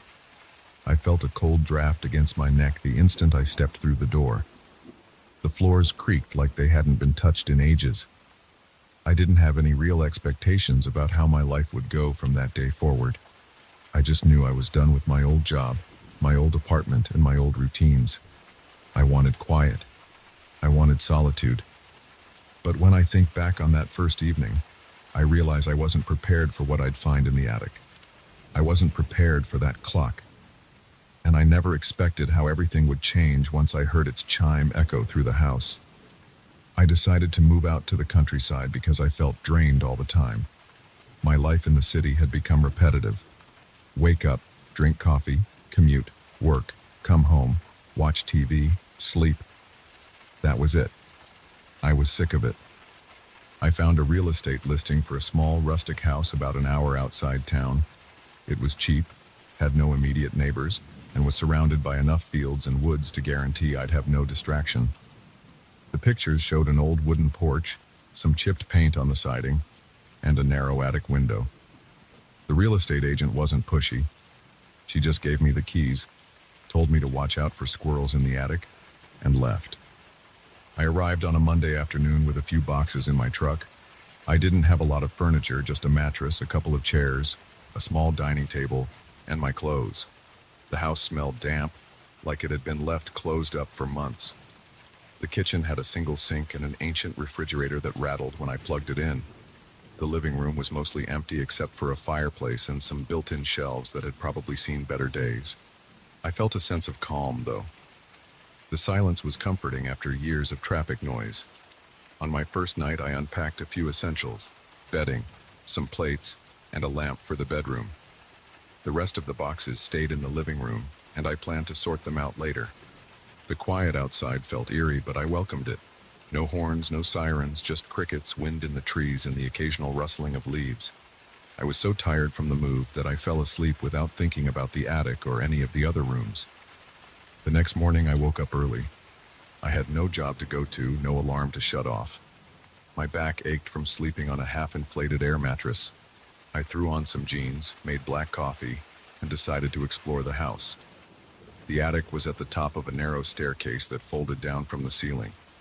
When I climbed up, I noticed dust everywhere. My footsteps kicked up clouds that made me cough. The single window was covered with grime, letting in just enough light to see the outline of a few pieces of furniture. I saw a trunk, some chairs stacked in the corner, and a large grandfather clock leaning against the far wall. It was an odd sight because the clock seemed in decent condition compared to everything else, like someone had been taking care of it. The wooden frame had a carved pattern along the edges. The glass cover over the clock face was intact and the pendulum inside looked shiny. I stepped closer and saw that the clock wasn't wound up. There was no key in it.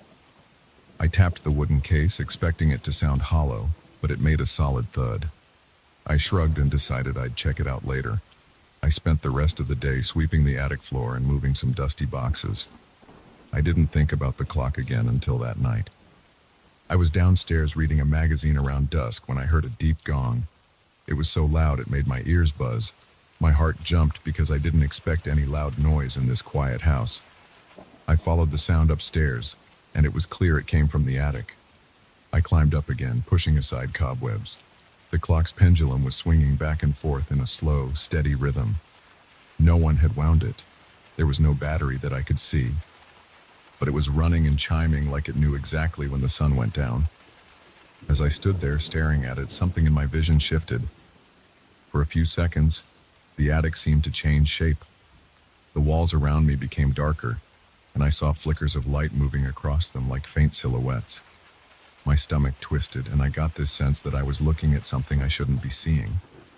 When I blinked, it was gone. The clock's pendulum kept swinging, and the ticking echoed in the attic. My hands were shaking. I hurried downstairs, closed the hatch, and tried to convince myself I was just tired. I told myself it was some leftover stress from my old life. I tried to shake it off, but I was on edge the rest of the night. I heard the wind rattling the windows, and I jumped at every little creak in the house. My heart pounded so loud I couldn't focus on my book or the TV. When I finally fell asleep, my dreams were broken. I woke up several times, sweaty and uneasy. Morning came slowly. The next day, I made a plan to ignore the attic and focus on fixing up the main rooms. I mopped the floors, wiped down the kitchen countertops, and cleaned out a thick layer of dust from the fireplace. In the afternoon, I drove into the nearest town. It was a small place with one main street. I stopped at a local store to pick up groceries and some basic supplies. The store owner was an older man with a raspy voice. He asked if I was new in the area, and I told him I'd just moved into the old house near the crossroads. He gave me a curious look, but he didn't say much. I paid and left, feeling a bit unsettled by the way he stared at me. I got home around sunset. The moment I walked in, I noticed how still the air felt. It was that hour when the light outside starts to fade, and everything gets this shadowy feel. I tried to keep my mind off the attic, but I found myself glancing toward the ceiling. My pulse was racing because I knew the clock was going to ring again. I turned on some music, but that made me more jumpy. So I turned it off and waited. The gong came at the exact moment the sun disappeared below the horizon. It was that same deep, echoing sound. It shook my chest. I felt my throat tighten. My feet started moving toward the attic steps, even though every part of me wanted to run. I felt like the clock was pulling me up there. When I opened the hatch, the chime died out and the pendulum was in full swing again. I reached out to touch it, but as soon as my fingertips brushed the wooden case, everything shifted in my vision again. This time, I didn't see just flickers. I saw an entire scene laid over the real attic. The walls looked covered in glowing mold or fungus, giving off a faint greenish light. The air felt heavy, making it hard to breathe. I saw figures standing around in hoods, but I couldn't see their faces. They were tall and still like statues. My muscles tensed. I tried to speak or move, but I felt locked in place. My mouth went dry, and my breathing got shallow. I heard soft, distorted whispers, but I couldn't understand them. Then it was gone. Everything snapped back to normal. The dusty attic reappeared, and the clock's pendulum was just swinging quietly. My legs felt weak. I stumbled down the stairs and nearly fell. My mind was spinning. I had no idea what was happening. I sat on the living room couch trying to steady my breathing. My hands were sweaty, and my shirt was damp from sweat. I stared at the floor for a long time, trying to think of some logical explanation, but I came up blank. For the next few days, I avoided the attic completely. I focused on small tasks, organizing the kitchen, repairing a loose step on the porch, cleaning the bathroom. Every day I braced myself for sunset. Every time the clock chimed, I heard it clearly through the floorboards. Each gong made my heart pound, and I felt a cold wave roll through my spine. But I stayed downstairs, gripping the arms of my chair and waiting for it to stop. I couldn't sleep well. I kept waking up to nightmares of those hooded figures or to the imagined ticking of that pendulum in my ears. Finally, I decided I couldn't live like that. I drove back into town and tried asking around about the house. Most people shrugged and said they didn't know much. The store owner suggested I talk to a local handyman who'd once done some work up there. The handyman was a solid guy in his 50s, with dirt under his fingernails and a baseball cap stained with sweat. I asked if he knew anything about a grandfather clock in the attic of my place. His eyes narrowed, and he got quiet for a moment. Then he said, "I never touched that thing. Don't think it's been moved in decades." I pressed him for more, but he just shook his head and told me he'd heard rumors about odd happenings, but nothing concrete. He seemed uneasy talking about it. I went to the local library next, a small brick building that smelled like old paper. I asked the librarian for historical records on my property. She handed me a folder of land deeds and some old newspaper clippings. There wasn't much. The house was built in the early 1900s and had passed through a few families. I saw no mention of a strange clock or anything supernatural. I left feeling frustrated, with no real leads. That night, the clock chimed again. I braced myself but stayed downstairs. My heart raced for a few minutes afterward, but I didn't see any visions. I wondered if the visions only happened if I was in the attic when it chimed. I told myself that maybe I'd be okay if I just avoided it. But the next evening, something unexpected happened. The gong sounded earlier, not exactly at sunset, but close. I was in the living room, flipping through an old magazine, when the sound hammered through the ceiling. My skin prickled, my body tensed, and then, without warning, the living room itself flickered. I saw flickers of the same glowing fungus on the walls, as if it was seeping through from the attic. My sofa disappeared for a few seconds, replaced by an old wooden bench covered in dust. I saw faint shapes in the corners, all hooded, just like before. My stomach churned, and I jumped up, feeling a surge of adrenaline. My vision blurred, and the room went back to normal. I stood there, my breath coming in short bursts. My hands were shaking, and I felt dizzy. I realized the visions were no longer confined to the attic. That terrified me. I felt trapped in my own house. I decided I needed help from someone who actually studied old objects or knew about antiques. The next day, I found the number of a local antique dealer who specialized in clocks. His name was Stuart. I called him and described the clock, leaving out the strange visions. I said I wanted to know its origin. He agreed to come by that afternoon. When he arrived, I led him into the attic. He examined the clock carefully, running his hands over the wood, checking the face, tapping the pendulum. His expression was serious. "This mechanism doesn't match the usual designs," he said. "There's no keyhole or place to wind it, which is odd for a clock of this style. It's almost like it was built to run without a traditional gear system." He pulled out a flashlight and peered inside. "There's something etched in the wood, but it's worn." He squinted. "Looks like initials or a symbol. I can't tell." He tried to move the pendulum, but it swung back immediately like it had a will of its own.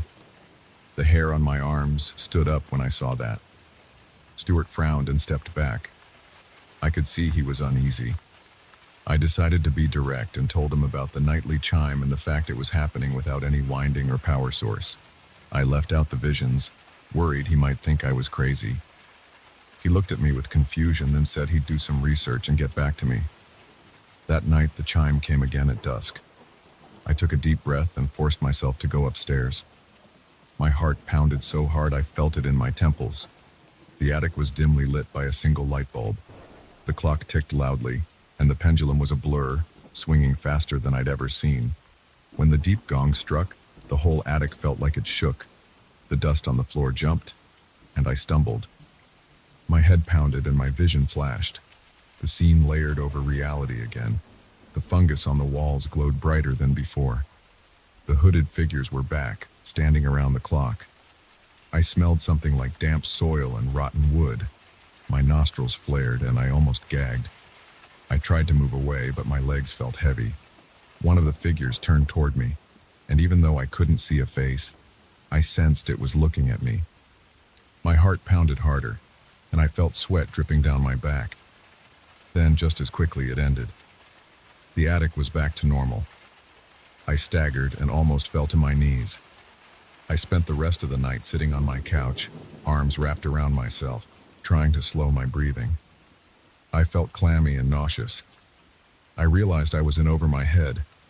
I needed someone who could explain these visions, not just the clock's mechanics. The next day I tried calling a local historian, but he wasn't available for a couple of weeks. I tried contacting a friend from my old city life, but I'd pushed most people away when I decided to move. I was alone. Over the following nights, the chimes continued without fail. Each sunset brought a new echo. Sometimes the visions were short flashes in the living room or hallway.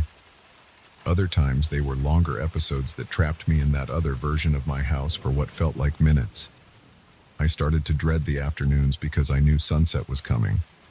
I kept all the lights on in the house, hoping it would make the illusions less intense, but it didn't help. I didn't want to leave because this place was supposed to be my escape from stress. But now it was worse than anything I'd experienced in the city. I finally decided to contact Stuart again. He answered on the second ring. I told him I had urgent questions. He agreed to come out the next morning. When he arrived, he looked more tired than before, like he'd been losing sleep too. He told me he'd found references to clocks built by a small group of craftsmen in the late 1800s who experimented with unusual designs. One article mentioned clocks that supposedly kept time based on certain lunar or solar alignments, not standard mechanical parts. I noticed he hesitated, like he didn't want to sound ridiculous. He said these craftsmen were rumored to be involved in strange rituals or beliefs. I felt a cold sweat forming on my neck. I asked him if there was any way to stop the clock. He suggested physically dismantling it, but I'd already tried to open the back and it wouldn't budge. The wood felt solid and the edges seemed sealed. I even tried prying it with a screwdriver earlier, but it didn't move. Stuart said he didn't want to try smashing it because it might damage the house or cause more problems. That night, I prepared myself. I dragged a heavy workbench up to the attic. I put on heavy gloves and goggles. When the chime began, I rushed up the stairs, determined to find some weak spot in the clock structure. I swung a hammer at the side of the case. The impact echoed, and the clock rattled, but it didn't break. My hands trembled, and I felt a deep vibration in my arms like hitting solid stone. The pendulum jerked wildly, and I lost my balance. I fell against a stack of old boxes, my hips slamming into the floor. Pain shot through my side, and I groaned. My flashlight slid across the attic and the bulb flickered. In that flicker, I saw the hooded figures again. They were close, almost within arm's reach. The glow of the fungus on the walls lit their outlines. I could smell that damp, foul odor again, and my heart hammered in my chest. My breath came in ragged gasps. I scrambled to my feet, grabbed the flashlight, and raced downstairs, ignoring the pain in my side. I slammed the attic door shut, my hands shaking, my forehead beaded with sweat. I heard the final chime echo in my ears, a deep, vibrating note. Now I'm in the living room, pacing back and forth. My hip throbs. My entire body feels on edge. I keep looking up at the ceiling, half expecting those figures to come right through the boards. The house is silent for the moment, but I know dusk will come again tomorrow, and the clock will chime. I don't know what these visions mean or why they've latched on to me, but I can't escape them anymore, and I'm afraid the next time might be worse. I have no idea if there's a way to break this cycle. All I know is that I can't ignore it anymore. The clock is there, ticking and waiting, and each chime pulls me deeper into something I can't explain.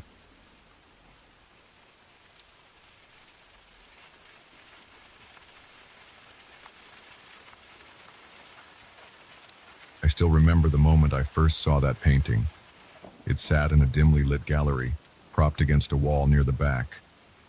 The frame looked worn, and the canvas had a strange, uneven texture. It showed a gloomy forest with crooked trees packed so tightly together that I felt claustrophobic just looking at them. In the bottom corner, there was a man without a face. His shape was there. His body was there. But where there should have been eyes and a mouth, There was only a blank space. I felt uneasy, but I couldn't look away. I bought it because something about it felt important, like it was tied to me in a way I couldn't explain. I carried it home that same day. The ride was quiet. I put the painting in the trunk of my car, and I kept glancing over my shoulder at every stoplight. Even though the trunk was closed, I had this idea that I could hear something shifting back there. But I didn't see anything when I popped the trunk open in front of my house. It was just the painting, wrapped in a thin layer of plastic, leaning against the spare tire. I grabbed it under my arm, shut the trunk with my elbow, and walked inside. My house is small. The entrance leads straight into a cramped living room with a dark brown couch and a coffee table covered in old magazines. I had to move a lamp and a dusty vase off a shelf so I could hang the painting. Once I got it up, I stepped back to look at it. The forest in the painting looked even darker than I remembered from the gallery. I got close and ran my fingertips over the canvas. It felt rough, like old burlap. When I stood back again, I realized the faceless figure was angled in such a way that it seemed to stare at me even though it had no eyes. I felt a slight pressure in my chest, but I couldn't explain why. That evening, I tried to go about my normal routine. I made a simple dinner, ate in front of the TV, and then washed the dishes. Every time I passed through the living room, though, I glanced at the painting. I sometimes paused, just long enough to check if anything looked different. At that point, it seemed unchanged.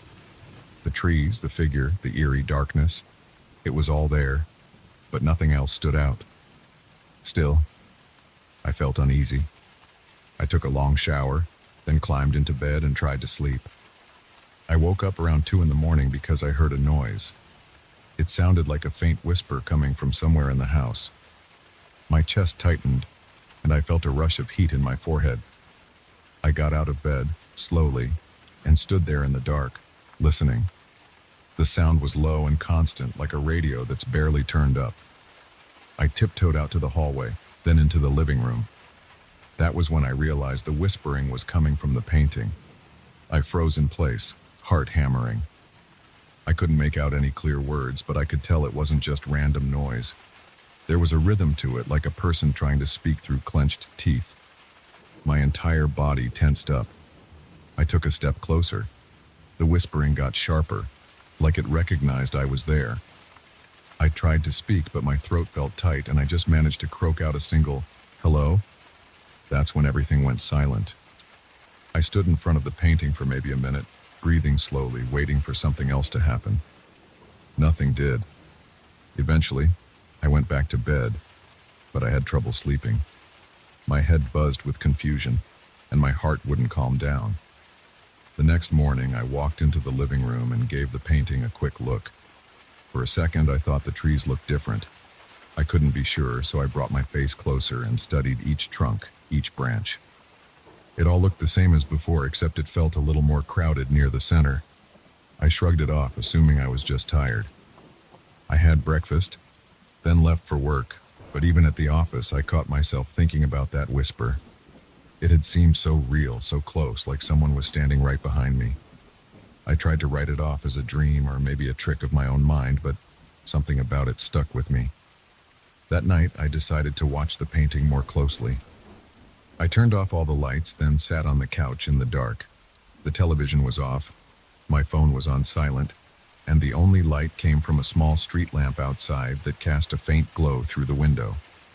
I stared at the painting for a while, trying not to blink too much. At first, it was all quiet. Then, just when I began to think nothing was going to happen, I heard that faint whisper again. It was so soft I had to hold my breath to hear it clearly. It said something that sounded like, "Careful." The voice had a harsh edge, like someone forcing the word out with strain. My heart pounded so hard I felt it in my ears. I wanted to jump up and turn on the lights, but I stayed where I was.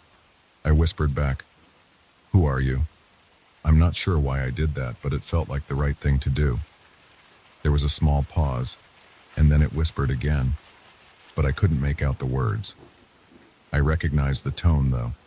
It felt like a warning. I felt my skin crawl. That was the moment I noticed the man in the painting looked slightly different. His faceless head was no longer completely blank. There was a subtle hint of an outline, like faint shadows where eyes might be. I squinted and leaned forward. My breath caught in my throat. I hadn't imagined it. His face was starting to take shape. I stood up and flicked on the lights, wanting to confirm what I'd seen. The painting looked the same as it had before, but I had this strong feeling that if I stared long enough, those faint features would reappear. I felt sweat collecting on my forehead, and I wiped it away with my sleeve. My hands trembled a bit. I reminded myself that it was just a painting, just an image on a canvas, but that didn't calm me down. I turned on the TV, let some random news program play, and tried to distract myself. Yet I kept glancing at the painting every time I heard even the slightest creak in the house. Finally, I decided to go to bed and hope I'd be able to sleep. The next few days were tense. Each night, I heard whispers. Sometimes they were just random words like beware, look, or stop. Other times I could almost make out full sentences. They sounded like warnings about things I didn't want to acknowledge. Stuff about my job, my past, and even small decisions I was making. One evening, the whisper said, "Don't leave the window open," right before I heard a strong gust of wind rattle the glass. When I ran over to check, I found the window had just started to slide open on its own. If I hadn't gone there in time, the wind might have knocked over a few fragile items on the windowsill. That was a simple example, but it made me think these whispers were trying to protect me. Still, I didn't trust them. My gut tightened every time I heard that voice. Something about it felt invasive. I started to avoid the living room except when absolutely necessary. I even considered taking the painting down, but each time the thought crossed my mind, I felt a sudden spike of fear, like removing it would bring something worse. At one point, I grabbed the painting off the wall with the intention of throwing it out. I took it as far as the front door. My hands shook, and my body felt cold all over. The painting itself felt heavy, heavier than it should have for its size. It felt like it was pushing down on my arms. I ended up carrying it back to the living room and hanging it again. Right after I did, I heard a whisper that said, "Good." I felt trapped. I didn't want to have that thing in my house anymore, but something about it compelled me to keep it.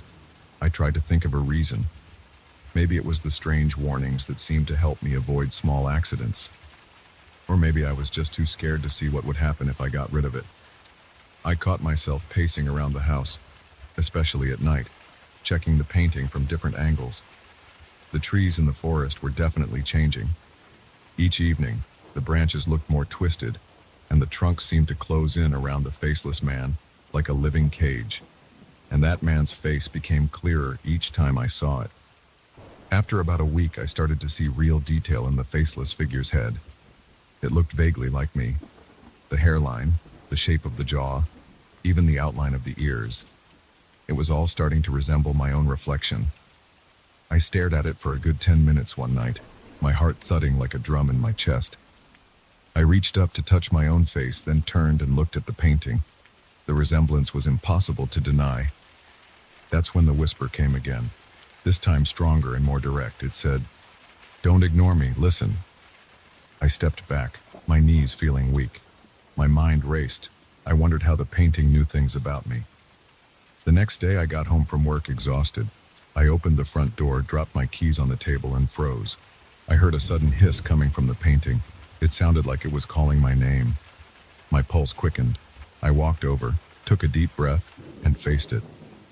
This time the whisper told me to check the phone. I frowned. My phone was in my pocket. I pulled it out. There was a message from my boss, asking me to come to the office an hour earlier the next morning because of an urgent meeting. I had missed the notification because my phone had been on silent. For a moment I felt grateful I got the message in time, but the idea that the painting knew about a phone call I hadn't checked yet made me break out in a cold sweat. From that night on, the whispers grew more frequent and more personal. They warned me about arguments with neighbors, told me when I forgot to lock the front door, and even reminded me to pay a bill I almost overlooked. Each time the painting's figure looked more like me, and the forest closed in tighter around him. The tension in my chest never let up. I felt like something was squeezing the air out of my lungs every time I passed that painting. I didn't want to look at it, but I also couldn't resist it. Part of me felt weirdly dependent on its warnings. I started having nightmares. I dreamed that I was in that forest, running between the trees while something followed me. I couldn't see who or what it was, but I heard whispers that sounded exactly like the voice coming from the painting. I'd wake up covered in sweat, heart pounding, and I'd think about getting rid of the painting again. But each time, I felt an overwhelming dread. I worried that removing it would cut me off from these warnings that might be saving me from who knows what. I also worried that destroying it might unleash something worse. My mind played out all kinds of possibilities. Would I lose my mind? Would I start hearing whispers without the painting around? Then one night, I stood in front of the painting and said out loud, "What do you want?" My voice cracked at the end, and I felt my body trembling from my hands down to my knees. The whisper answered, "Stay safe." It repeated that phrase over and over for what felt like a full minute. My shoulders tensed and my palms got clammy. When it finally stopped, I felt my breath catch in my throat. I looked closer at the painting.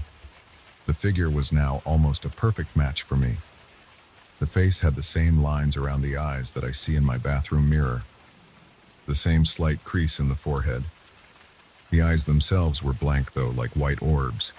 I leaned in until my nose was only an inch away from the canvas. The texture felt coarse and uneven. I could smell the old paint and something else underneath, like damp wood. My stomach churned. A wave of nausea hit me. I staggered back and stared at the forest in the picture. The trees pressed around the figure so tightly, I could barely see any space between them. The leaves looked sharp like knives, and they wrapped around the figure's arms. My arms. I could almost feel a pressure around my own wrists. I flexed my fingers. They tingled in a strange way, like pins and needles. The voice whispered again, telling me something about secrets. It said, "Don't hide." And then it went silent. I had no idea what that meant.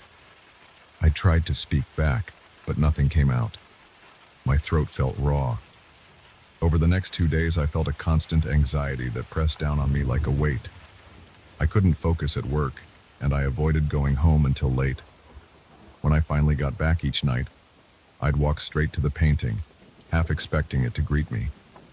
The whispers still came, usually in the middle of the night, telling me small things about my life or random instructions. One time, it told me to check the stove. I found that the burner knob was slightly turned on even though I hadn't touched it. Another time it warned me about a leak under the bathroom sink, and sure enough, I found a small puddle forming there. All these warnings felt helpful, but I couldn't shake the sense that something darker was unfolding. The painting kept changing, and I noticed new details each time. I saw a faint silhouette of a second figure lurking among the trees, but I couldn't make out its shape completely. The voice never mentioned that figure, and I wasn't sure if it was important. Still, every time I looked, I saw it move a little closer. I decided one evening I couldn't live like this anymore. The constant fear, the sleepless nights, the creeping sense that the painting was taking over my life. It was too much. I placed a hand on the frame, felt that rough texture against my skin, and I said, "I'm done." Then I lifted it off the wall. It felt heavy again, like something inside it was resisting me. My arms quivered and I nearly dropped it. I told myself that I would store it in the garage until I figured out how to get rid of it for good. Maybe I'd burn it or bury it somewhere. I just needed it out of my living room. As I carried it toward the garage door, I heard a loud whisper that sounded more like a shout. "Stop!" My ears rang, and I felt an instant wave of dizziness. My grip loosened, and I almost let the painting slip from my hands. I forced myself forward step by step, sweat dripping down my face. My heart thundered in my chest. My arms shook so much I thought they might give out. When I got to the garage, I set the painting against the wall, face inward so I couldn't see it. My breathing was heavy and my shirt was drenched.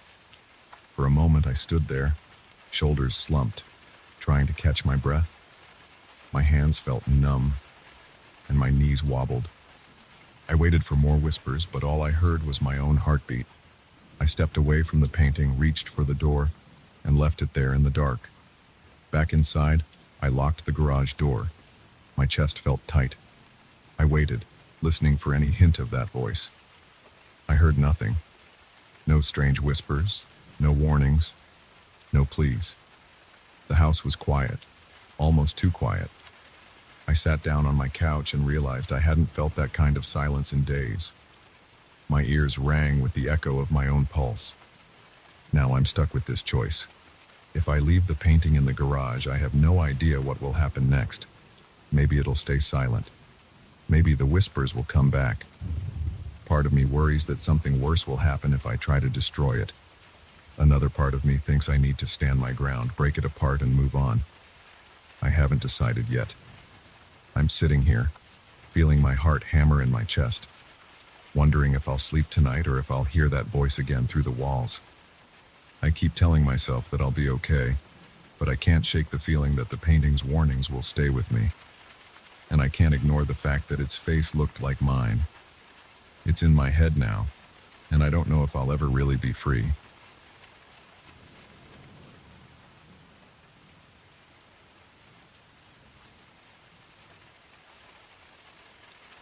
I noticed the smell of old wood and stale air the second I pushed open the front door. I remember pausing on the threshold, wondering if I should turn around and leave. The lobby lights were weak, and there was a faint flicker in one of the bulbs overhead. The place felt deserted, even though the front desk clerk was sitting right there staring at me. I checked in anyway because I had driven so far into the mountains that it seemed pointless to back out. The room was cheap and the location was supposed to be quiet. I didn't mind isolation at first, I just needed a break from everything. I'm going to tell you what happened during my stay. I don't have a creative way to wrap this up. I'm just telling it straight because I still feel uneasy thinking about it.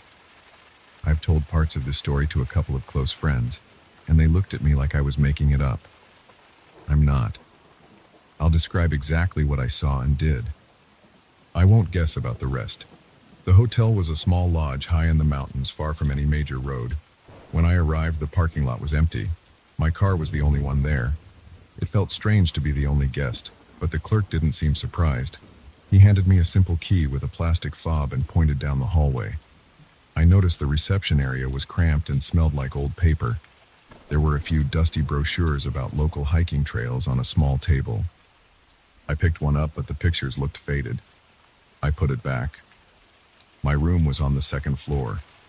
The hallway was lit by one overhead fixture that hummed. I heard the faint buzz as I walked.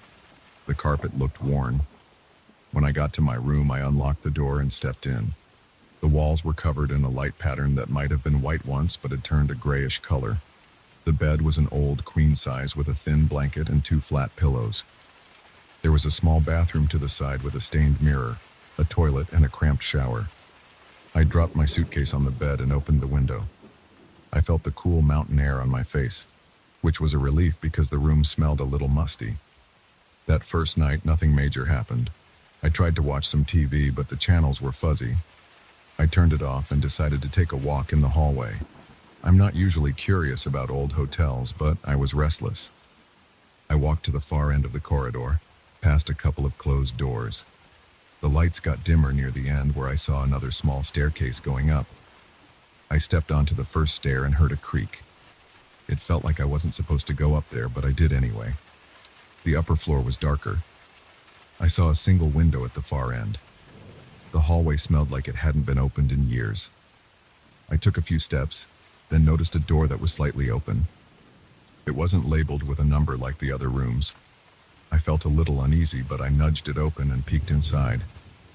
The room was dark, but I could see a shape that looked like an old chair. I also smelled something strong, like mold or mildew. I reached for the light switch on the wall, but it didn't work. My eyes started to adjust, and that's when I saw a small table with a book on it. The book was covered in dust. I leaned in and saw that it was a diary with a worn leather cover. I remember feeling my heart rate pick up. I don't know why. Maybe it was the silence. It felt too quiet up there. I noticed my breathing was loud, and my hands felt clammy. I opened the diary. The first page had a name scrawled in shaky handwriting. It said, "The Hermit," except it was in Portuguese as O Eremita, which confused me because everything else in the room was in English. The next few pages described the writer's daily routine. He talked about living in isolation, practicing certain rituals to cross into other dimensions, and contacting beings made of shadow. My first thought was that this was some old story or a hoax left behind by a guest. But it didn't feel like a normal diary. Some of the entries were extremely detailed about steps to pierce the veil, as it said in one part. I felt a cold draft run across my arms. It made me shiver. I closed the diary and took a slow breath. My heart was pounding, but I didn't see a reason to stay. I left the diary on the table and walked out of the room. The hallway felt darker than before, and I could barely see the stairs. When I got back to my room, my mouth was dry. I didn't sleep well that night. I kept thinking I heard something in the hallway, like soft footsteps, but whenever I got up to check, I saw nothing. The next morning, I went downstairs to see if the clerk was around. The desk was empty. I looked for a bell or something to ring, but didn't see one. I tapped on the desk and called out, but no one answered. I saw a small door behind the desk, probably leading to a back office. I didn't feel comfortable snooping, so I just waited a minute. When no one came out, I headed back upstairs. The whole place felt abandoned. I thought about leaving, but I had a weird sense of curiosity about that diary and the mention of strange practices. I'm not into supernatural stuff, but there was something about the emptiness of the hotel and the isolation of the mountains that made me want to see more. I decided to go back to that upstairs room. I walked up the same steps, expecting the same smell of mildew. This time the smell wasn't as strong. The door was still slightly open. I stepped in, and I noticed that the dust in the air looked less thick. The old chair seemed cleaner. The floor had fewer scuff marks. I didn't understand. It looked like someone had cleaned up during the night. The diary was still there. I picked it up again and opened it to a random page. The writer described a process where he placed mirrors around the room, in corners and along the walls. He mentioned lighting some kind of incense. He wrote about chanting certain words to invite shadows to move through a thin spot between realities. I felt uneasy reading that. I flipped a few pages and found an entry that said, "The next guest here will finish my work. I've set the stage. They will feel the presence." I heard a small noise out in the hallway. I froze. It sounded like a soft shuffle or a brushing sound. I listened for a few seconds, but it stopped. My pulse was racing. I closed the diary and placed it on the table. My head was pounding, and I felt sweat on my forehead. I decided to go downstairs and check the lobby again. I hurried down the steps, feeling like I was being watched the whole time. There was no one around. I stepped outside onto the front porch of the hotel to get some fresh air. The mountains were quiet. The sky was gray, and a little rain was falling. The wind was cold. I stayed there for a while, just trying to calm down. That night I heard noises in the hallway again. They were louder this time. I could have sworn I heard something like a door opening and closing. I stepped into the corridor and looked around. The lights flickered. I didn't see anyone. My hands were shaking and I felt a tightness in my chest. I tried to reassure myself that old buildings make noises, but it felt too deliberate. I locked my door and turned out the lights. I stayed awake for hours, my eyes on the crack of light under the door. At one point, I noticed a shadow pass by. I held my breath. It didn't stop and I didn't hear footsteps, but it definitely blocked the light for a second or two. I barely slept. The following morning, I told myself I would pack and leave. But when I started to put my clothes in my suitcase, I felt a pull to go check the hidden room again. It made no sense, but I couldn't ignore the urge. I walked back upstairs, and I found the door wide open. The smell of mildew was almost gone. The chair looked different. It was positioned near the window. There was a mirror on the wall that I hadn't noticed before. It looked old, with a simple wooden frame. The glass had small spots of discoloration on it. The diary was on the table, open to a page describing how to welcome the Watchers. It said to place a mirror directly in front of the door and recite something in a whisper. I didn't read the whole thing. I shut the diary. My skin crawled at the idea of continuing someone's weird ritual. I walked around the room looking at the mirror. My reflection was a little distorted. I heard a faint sound from the hallway, like a floorboard creaking. My heart hammered in my chest. I turned around quickly, but no one was there. I walked to the door and peered into the hallway. Empty. I turned back to the mirror and saw something behind me in the reflection. It looked like a dark shape, but it disappeared in less than a second. I spun around and there was nothing. I felt dizzy. I grabbed the diary and walked out. I headed straight to my room, locked the door, and threw the diary onto the bed. I paced around, trying to decide what to do. Part of me wanted to burn the diary or toss it outside, but I couldn't shake the feeling that it was some kind of puzzle. I flipped through the pages, scanning them for any mention of normal events. But everything was about crossing dimensions, contacting shadow beings, or opening doorways. Toward the back, I saw a final entry. To the next guest, your curiosity brought you here. Finish what I started. The Watchers want a vessel. I slammed the diary shut. I was sweating, and I felt a chill run down my spine. I didn't like the word vessel. I shoved the diary under the pillow and tried to collect my thoughts. My body was tense. My fists were clenched and my teeth were grinding. I decided to leave right then. I didn't care about the money I'd spent. I shoved everything into my bag in a rush. As I stepped into the hallway, the lights were off. The overhead fixture that usually flickered was dead. I could barely see. I used the flashlight on my phone. I reached the staircase, and I heard a door upstairs slam shut. It was loud. My chest tightened. I felt a jolt of fear surge through me.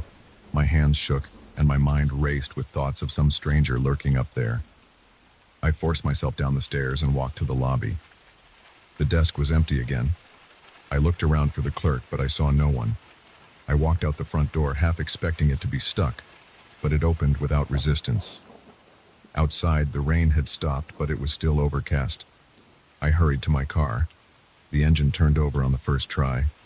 I glanced at the hotel lobby windows and thought I saw movement, but I couldn't be sure. I drove away, feeling the tension in my neck and shoulders. My hands gripped the wheel too hard. I took a few deep breaths. My heart was racing, and I felt like I needed to get as far as possible from that building. But a strange thought occurred to me about 10 minutes down the road. I realized I had the diary. I'd left it under the pillow, but in my rush, I'd stuffed it into my bag without thinking. I felt the weight of it there, pressed up against the side of my laptop. I pulled over on the side of the mountain road. My mind was spinning. I considered throwing the diary onto the rocks. Part of me was terrified of what might happen if I kept it, but I also couldn't bring myself to toss it away. I felt this weird responsibility, like I'd become part of a chain of events I didn't understand. I opened my bag and pulled it out. The leather cover was worn, and the title O Eremita looked faint. I noticed that some of the dust from the room was still on it. I flipped to a random page and I saw the instructions for the mirror ritual again. My stomach churned. My breathing was shallow and my palms were sweaty. I stared at the words for a moment, then closed the diary. My mind kept going back to that shape I saw in the mirror, that dark blur behind me.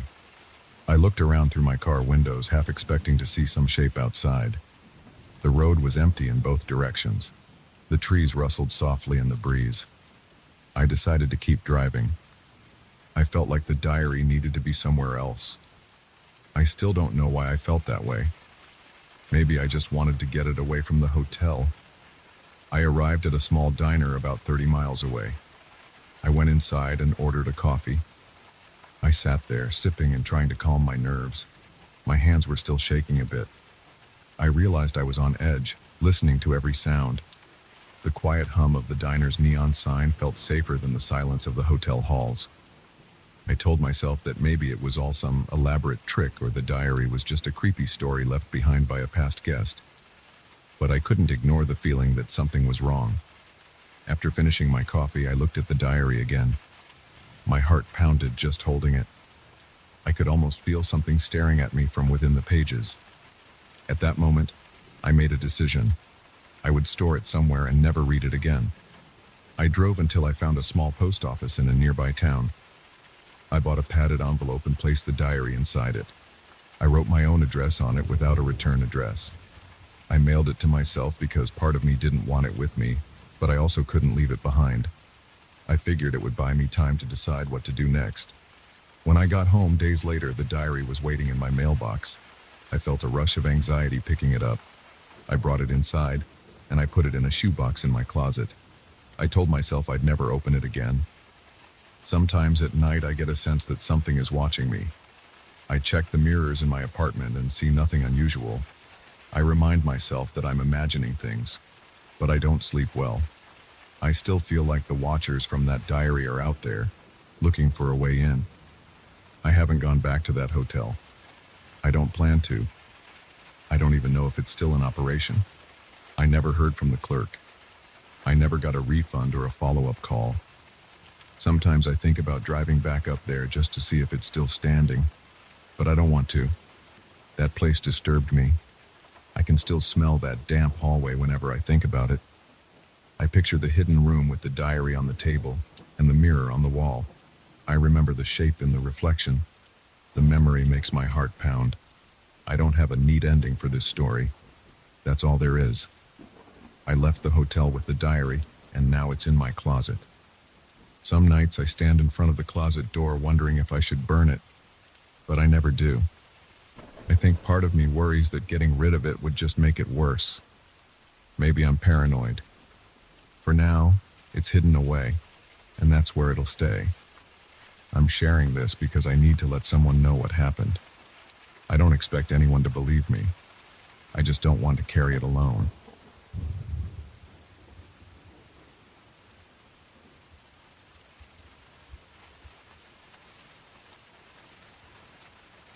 I felt something strange the moment I saw that fog on the horizon.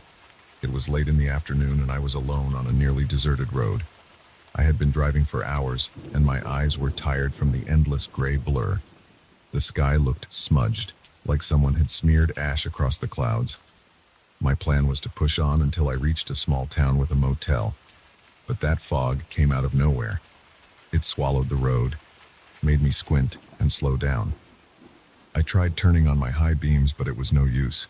The light just bounced back at me and I felt trapped in a white void.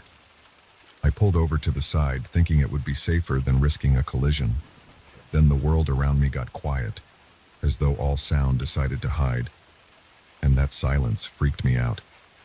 I turned off the engine and sat there, gripping the steering wheel. My hands felt clammy. My heart pounded in my chest, and I noticed my breathing getting shallow. The radio static was the only noise in the car, so I turned it off too. When I opened the door, I noticed the air was cool and damp. I took a step onto the gravel shoulder and slammed the car door behind me.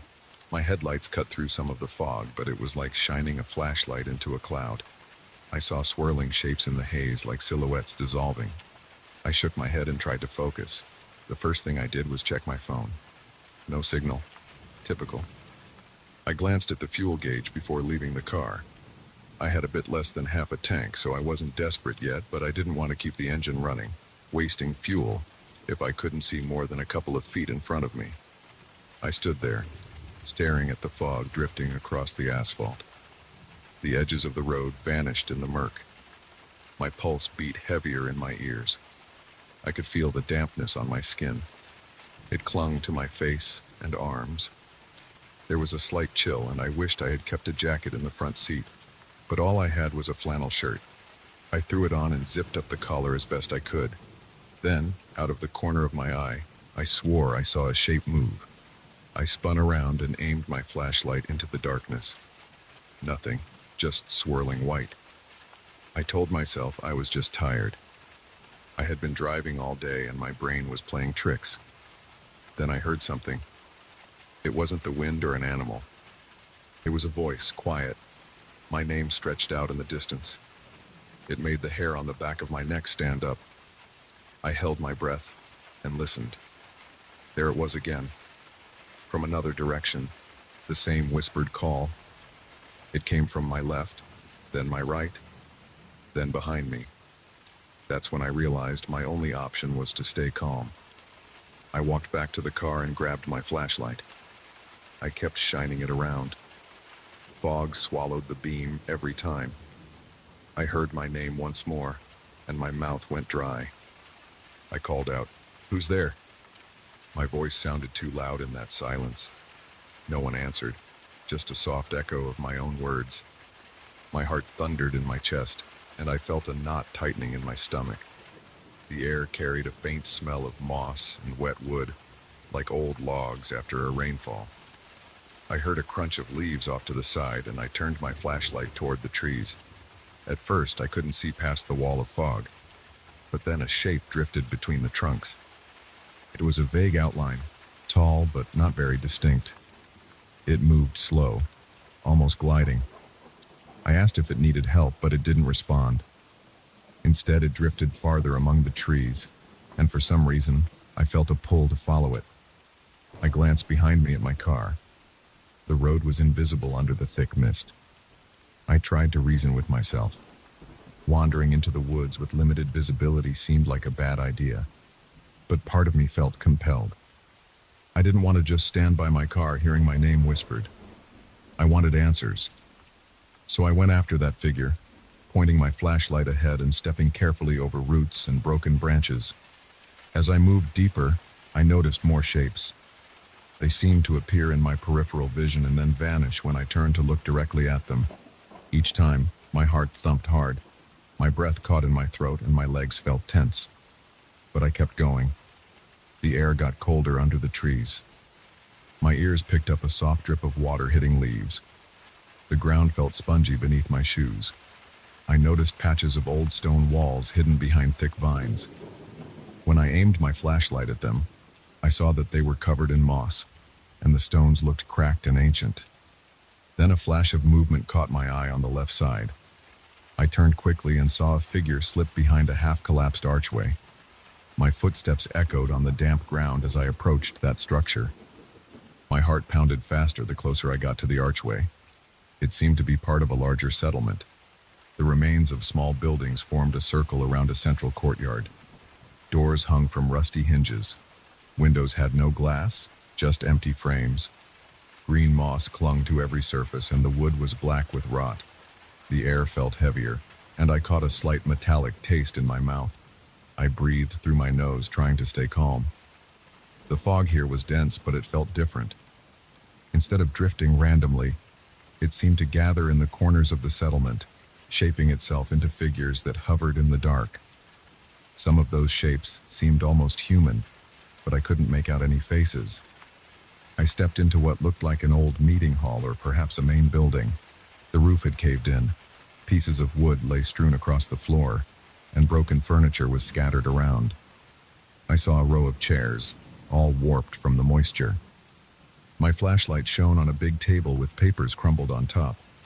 I approached them and saw faint writing, but the ink was blurred and unreadable. The pages felt damp and fragile when I touched them.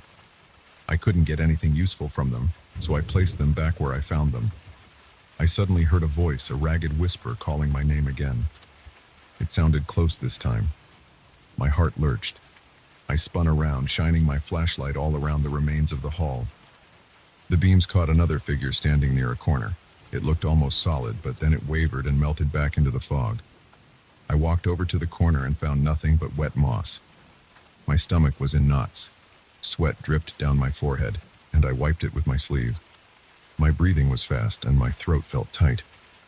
I left the hall and moved back into the courtyard. I saw outlines of more buildings on the right. They looked like small houses, each with a broken door or a missing window. I noticed that the stones were arranged in a pattern on the ground, almost like a walkway. The fog covered most of it, but as I walked, I felt the uneven texture under my shoes. My flashlight revealed a cluster of footprints, all facing different directions. Some were faint, as if left by people who had walked through this place long ago. But a few looked fresh, or at least not as worn down. That discovery made me tense up because I realized I might not be the only person wandering around. I wondered if other travelers had ended up here. Maybe the shapes I saw were them. But the more I thought about it, the more I felt unsettled. The voices whispering my name didn't seem like normal people calling out for help. I approached one of the houses, or what was left of it, and stepped inside. The roof beams were still intact in some spots, so there was a bit of shelter. I shined my light around and saw a small table with a cracked pitcher on it. I reached out and touched it. It was cold, slimy with growth. In the corner stood what looked like a wooden trunk, half rotten. I tried opening it, but the hinges were rusted shut. My hand slipped on the wet surface. I gave it a final tug, and the lid popped open with a crack. Inside, I found a couple of tattered blankets and a leather-bound notebook. The notebook's cover was green with mold, but I still flipped through a few pages. The writing inside was mostly smeared ink, with some dates and random notes. I couldn't read the full entries, but I saw references to people passing through, mentions of a thick fog and words like trapped and impossible to leave. I felt my chest tighten. I shoved the notebook back into the trunk. My mind raced. I couldn't ignore the possibility that I was stuck in the same situation as whoever wrote that. Yet I still held on to the hope that the road would clear. Maybe the fog would lift, and I could just drive away. I told myself I'd go back to my car soon, but I kept looking around, feeling compelled to learn more about this settlement. I stepped outside again, and the fog seemed thicker. My flashlight made a small circle of light, and beyond that, everything was just swirling white and gray. I heard something scrape against stone. It sounded like a footstep. I whipped my flashlight toward the noise and thought I saw a figure moving behind a nearby wall. My heart pounded, and my hands felt sweaty around the flashlight handle. I called out, "Hello? Is someone there?" No answer, just another quiet whisper of my name, almost too soft to hear. The silence that followed was suffocating. I moved toward the wall and found a passage leading behind the houses. It opened onto a narrow path that disappeared into the tree line. The shapes in the fog seemed to drift along the edges of my vision, guiding me. My stomach churned, and I considered turning back, but I kept moving forward, step by step, arms tense at my sides. As I walked, I heard faint echoes of footsteps on wet ground behind me. I spun around, shining the light, but saw only the swirling mist. My breathing got heavier, and my legs started to feel weak. That path led me to another part of the settlement, where a cluster of stone buildings stood in a semicircle. Their roofs were mostly gone, leaving jagged frames. The place felt like it had been deserted for a very long time. I climbed a few steps to what might have been a large communal space. Inside, I found a stone fireplace caked in moss and lumps of charcoal on the floor. A few broken chairs lay off to the side, and old rope dangled from a hook in the ceiling. I walked around, searching for any sign of recent activity, but everything looked ancient. The fog pressed in from the open roof, swirling down in a slow spiral that made me dizzy. I felt that sense of being watched, like 1,000 unseen eyes were following my movements. My name was whispered again. This time it sounded closer. I tensed up and gripped my flashlight as though it was the only thing keeping me grounded. I said, "Show yourself," but it came out shaky. Then I heard a shuffling sound near the far corner of the space. I shone my light there and I froze. The fog gathered in that corner, forming a tall, vague silhouette. It almost had shoulders, a neck, and a head shape, but no details. I couldn't see any eyes or features.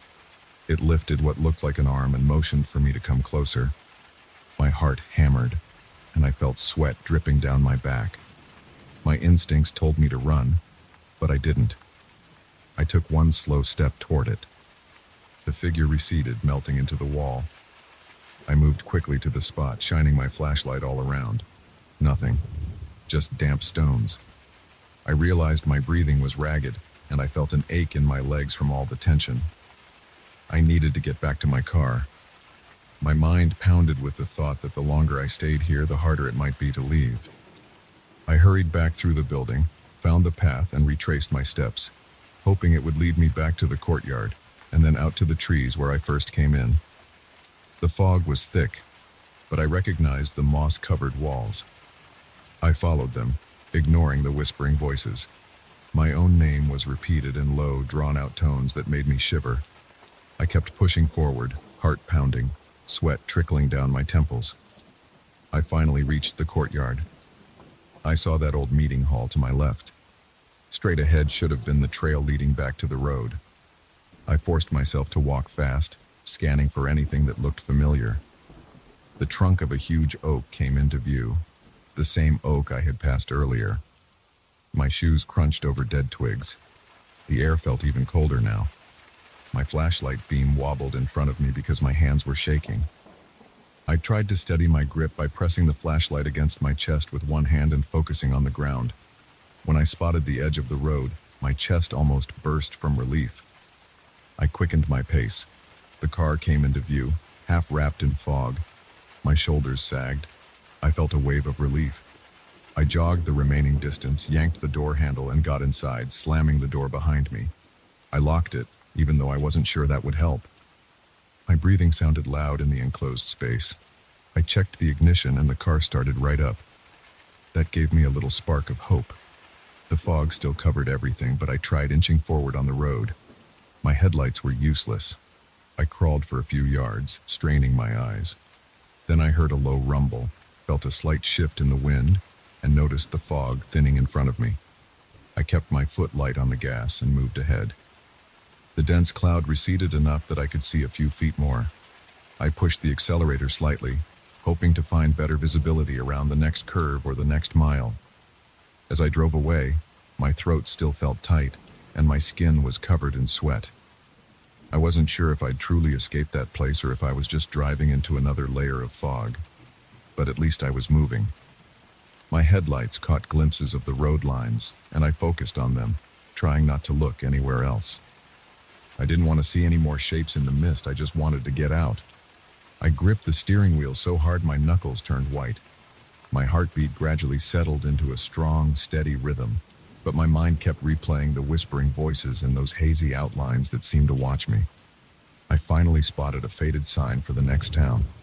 That was the first real sign I had seen in what felt like hours. The road was still surrounded by fog, but it was clearing enough for me to make out the silhouettes of distant buildings. My phone chirped, signaling a weak signal. That sound almost made me laugh from relief. I didn't know what had happened back in that settlement. I didn't know if those voices were from living people or from something else. All I knew was that I made it out. My hands still felt shaky, my legs were sore, and my eyes stung from staring into swirling haze. But I kept driving, refusing to slow down until I finally reached a few scattered streetlights. Seeing that pale orange glow felt like stepping back into reality. When I pulled into the nearest open gas station, I stopped the car and sat there for a moment. My body trembled, my pulse raced, my mouth was dry and my head throbbed. But I was back on a road that led somewhere. I was around people again, even if they were just a few folks pumping gas and a bored attendant behind the counter. I wondered if anyone would believe me if I told them about that strange settlement and the shapes in the fog. Probably not. So I just took a deep breath, got out of the car, and stretched my legs. The night air felt a little warmer there, less heavy. I went inside, grabbed some water, and headed back to the car. I drove off thinking about the old buildings and the notebook I found. The word trapped stuck in my mind. Part of me couldn't stop worrying about those who came before me and never left. But I didn't see any direct evidence of what happened to them. I just knew I got out, and that was all that mattered right then.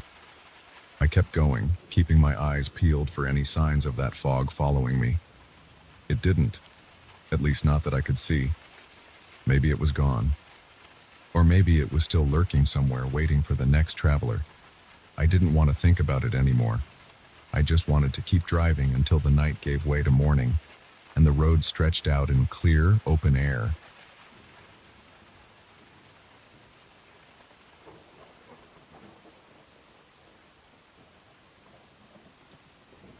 I didn't think much about weird stuff when I first moved into my new loft. It was modern, had huge windows, and the open floor plan felt exciting. I expected to deal with noisy neighbors or random plumbing issues maybe, but I never thought I'd be wrestling with a bizarre symbol that kept showing up on my bedroom wall.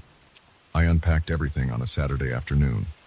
By Sunday morning, I noticed a faint mark on the wall by my bed. It looked like someone had scratched a strange pattern into the paint. It was about the size of my hand, curved lines crossing at sharp angles.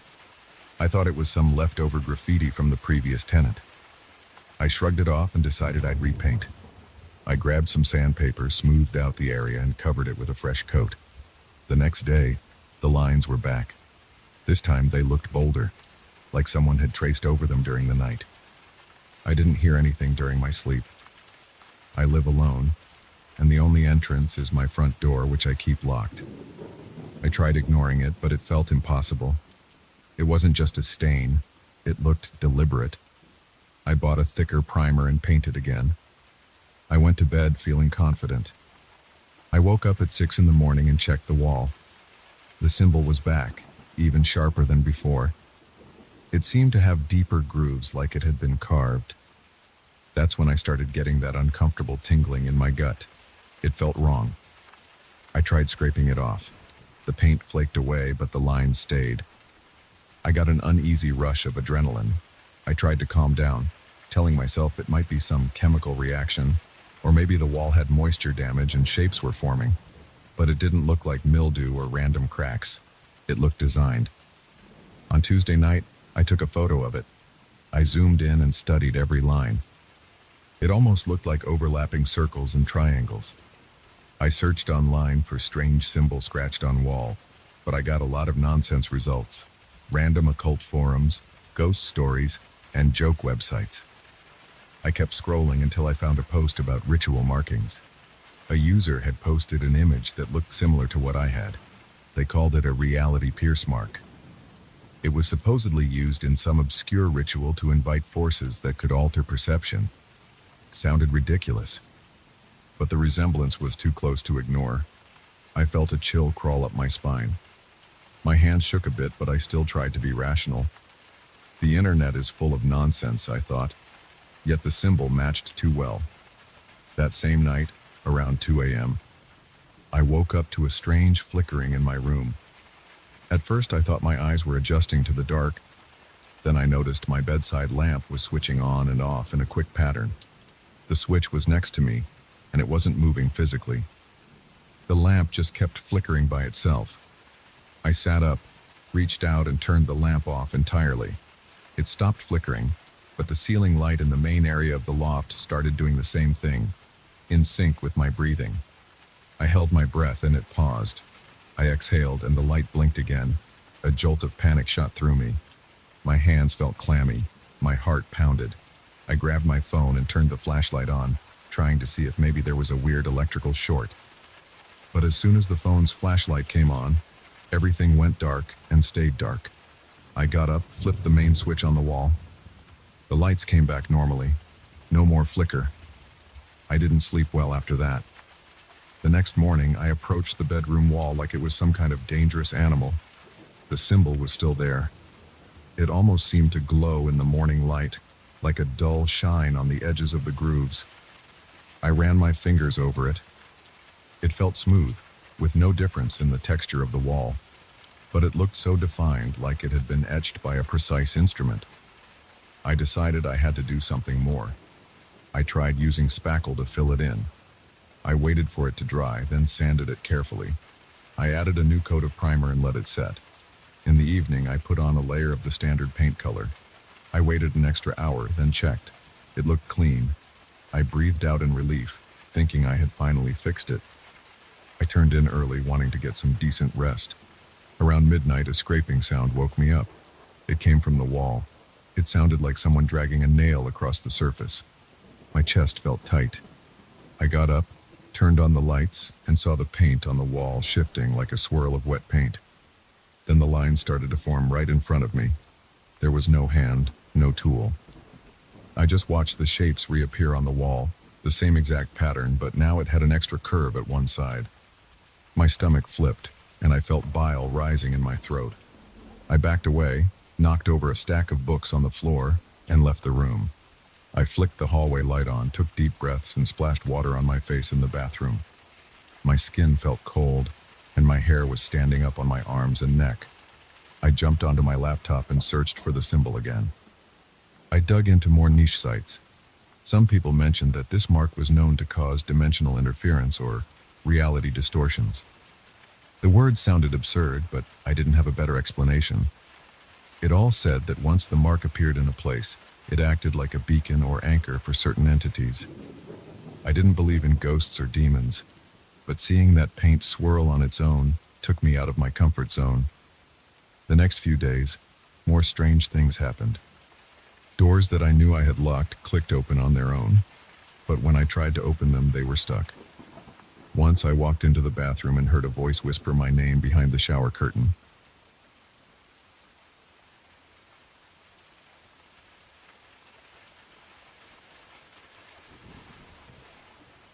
I stood in front of those tall iron doors with my flashlight trembling against the old bronze handles. I could feel the damp air on my face, and my hand felt cold as I tried to push the door open. It didn't budge. I stared at the faded sign above the doorway, which said Restricted Archives in chipped gold letters. I remember the sound of my own breathing. It echoed in that deserted corridor. My heart pounded in my chest, and my mouth felt dry. I had heard rumors about this section of the library, about strange books and old reports of unexplained events. I wanted inspiration for my writing, but part of me wondered if I was making a mistake by coming here so late at night. I arrived at the university earlier that day with a research permit for its normal collections. I told the librarian I was working on a historical piece about the region's academic heritage. That was partly true, but I also wanted to see if the stories about the hidden section were real. By the time I found these old doors, the regular library hours were over. The main lights in the corridors were off, but emergency lights created long shadows on the stone walls. I didn't see security guards, just the occasional sign reminding students to keep quiet. My backpack felt heavy on my shoulder, full of notepads and a few supplies. When I realized the doors were locked, I almost turned around. Then I saw the heavy chains around the handles. They were dusty with rust flaking off. Something about the chain looked old enough that maybe it had weakened over the years. I set my flashlight on the floor, pointed at the locks, and tried pulling the chain. It didn't break right away, so I started scanning the area for any cracks in the stone around the frame. A few minutes later, I spotted a loose section of wall near the bottom hinge. The mortar had crumbled. I wedged my shoulder against that part, feeling the cold stone press into my upper arm.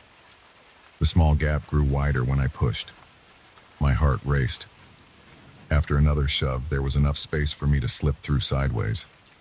Inside, the air smelled stale, like old paper and damp wood. I felt a slight draft, maybe from a vent or an unseen hallway. I swung my flashlight around the room.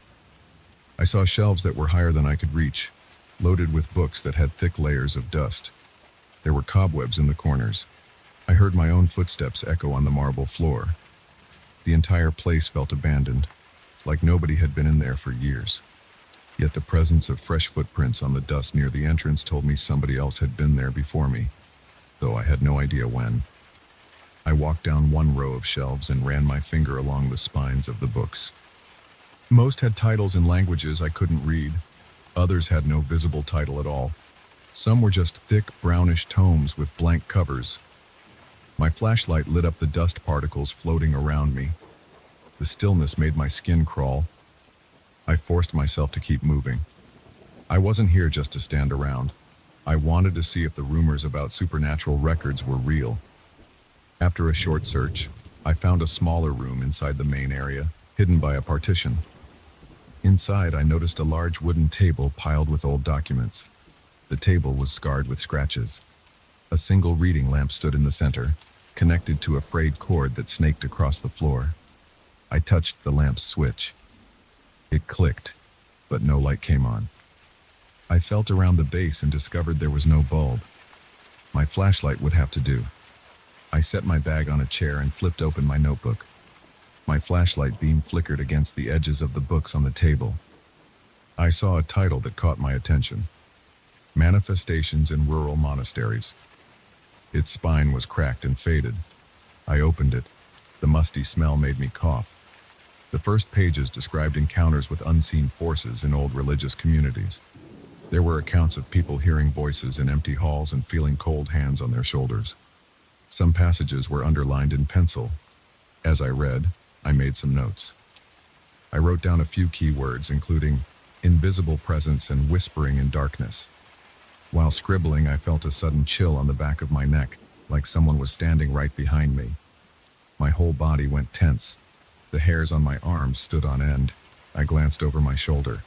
Nobody was there. My flashlight only showed an empty corner of the room. I took a step toward that corner, shining my light around. Nothing moved. I forced myself to return to the table. I kept reading. My eyes felt strained because the flashlight didn't offer much illumination. After a few more pages, I heard something faint near my right ear. It was a soft sound, like someone breathing out a few words. I swung my flashlight around, expecting to see someone. The room was empty. My heart started pounding again. I called out, "Is somebody here?" My voice echoed. No answer. My throat felt tight. I cleared it and tried to focus on the text again.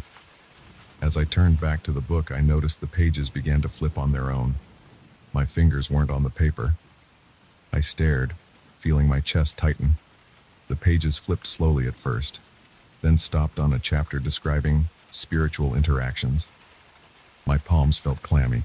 I reached out and touched the page. It was still trembling, like a small breeze was blowing on it, but I didn't feel any air movement. I wrote down a note in my pad.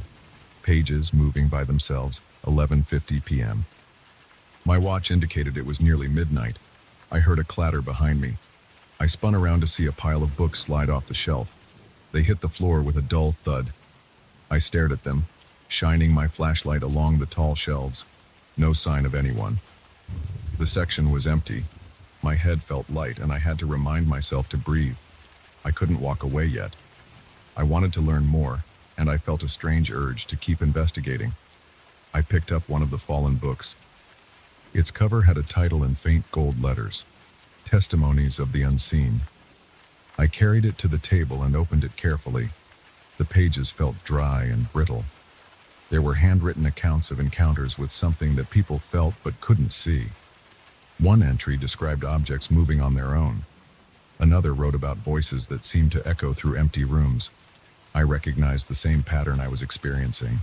Soft sounds, unexpected movement, pages flipping. I heard another whisper, this time clearer. It was right at my ear level. I jumped so hard that my knee banged into the table. My flashlight slipped from my hand and rolled across the surface, throwing shaky light across the walls. My heart hammered. I gasped for air, trying to calm myself. I felt a warm sensation on my shoulder, like a hand pressing down, but no one was there. I slapped at my shoulder and grabbed the flashlight. My hands trembled so badly that I had trouble holding it steady. I backed away from the table. My mind was racing. I told myself maybe there was a draft, or maybe my imagination was going wild. Yet the physical touch felt real. The whisper had been close to my ear. I stepped toward the door, ready to leave, but I paused. Something made me glance back at those old books. I thought about my writing. This was an opportunity to document something unusual. Maybe the presence here wanted me to learn something. I inhaled, rubbed the sweat off my forehead, and walked back to the table. I forced my hands to steady enough to open the book again. I started reading an entry about a person who felt compelled to communicate with an unseen entity. The words described attempts to ask questions with knocks or letters. While I read, I tried speaking quietly. "Are you here? If so, can you show me?" I felt strange saying it, like I was performing a ritual. The room stayed silent except for my breathing. I waited. Nothing. I sighed. A minute later, the reading lamp flickered. I thought it had no bulb, but I saw a faint glow inside it. It lasted only a moment, then went dark again. My pulse throbbed in my temples. I aimed my flashlight at the lamp. There was no bulb in it, just an empty socket. My eyes were wide. I moved the flashlight away. Another clatter echoed from the far side of the room. I hurried over, shining the beam at the shelves. A small stool had tipped over. Next to it, A large ledger lay open on the floor. I crouched down and lifted it. It looked like a register of visitors, or maybe a record of library acquisitions. As I tried to read the old handwriting, the stool righted itself with a scraping sound on the floor. I froze. My lungs felt tight, and I couldn't catch a full breath. The stool now stood upright, as if someone had set it back. But I saw no one. I whispered, "Are you trying to communicate?" My voice sounded shaky. I didn't know if talking out loud made any sense, but I felt pressure in my chest that made me want to speak. I felt a hint of movement behind me again, like a presence shifting in the air. It didn't feel hostile. I wanted to bolt, but I also felt an odd curiosity pulling me to stay. I thought maybe this presence needed my help.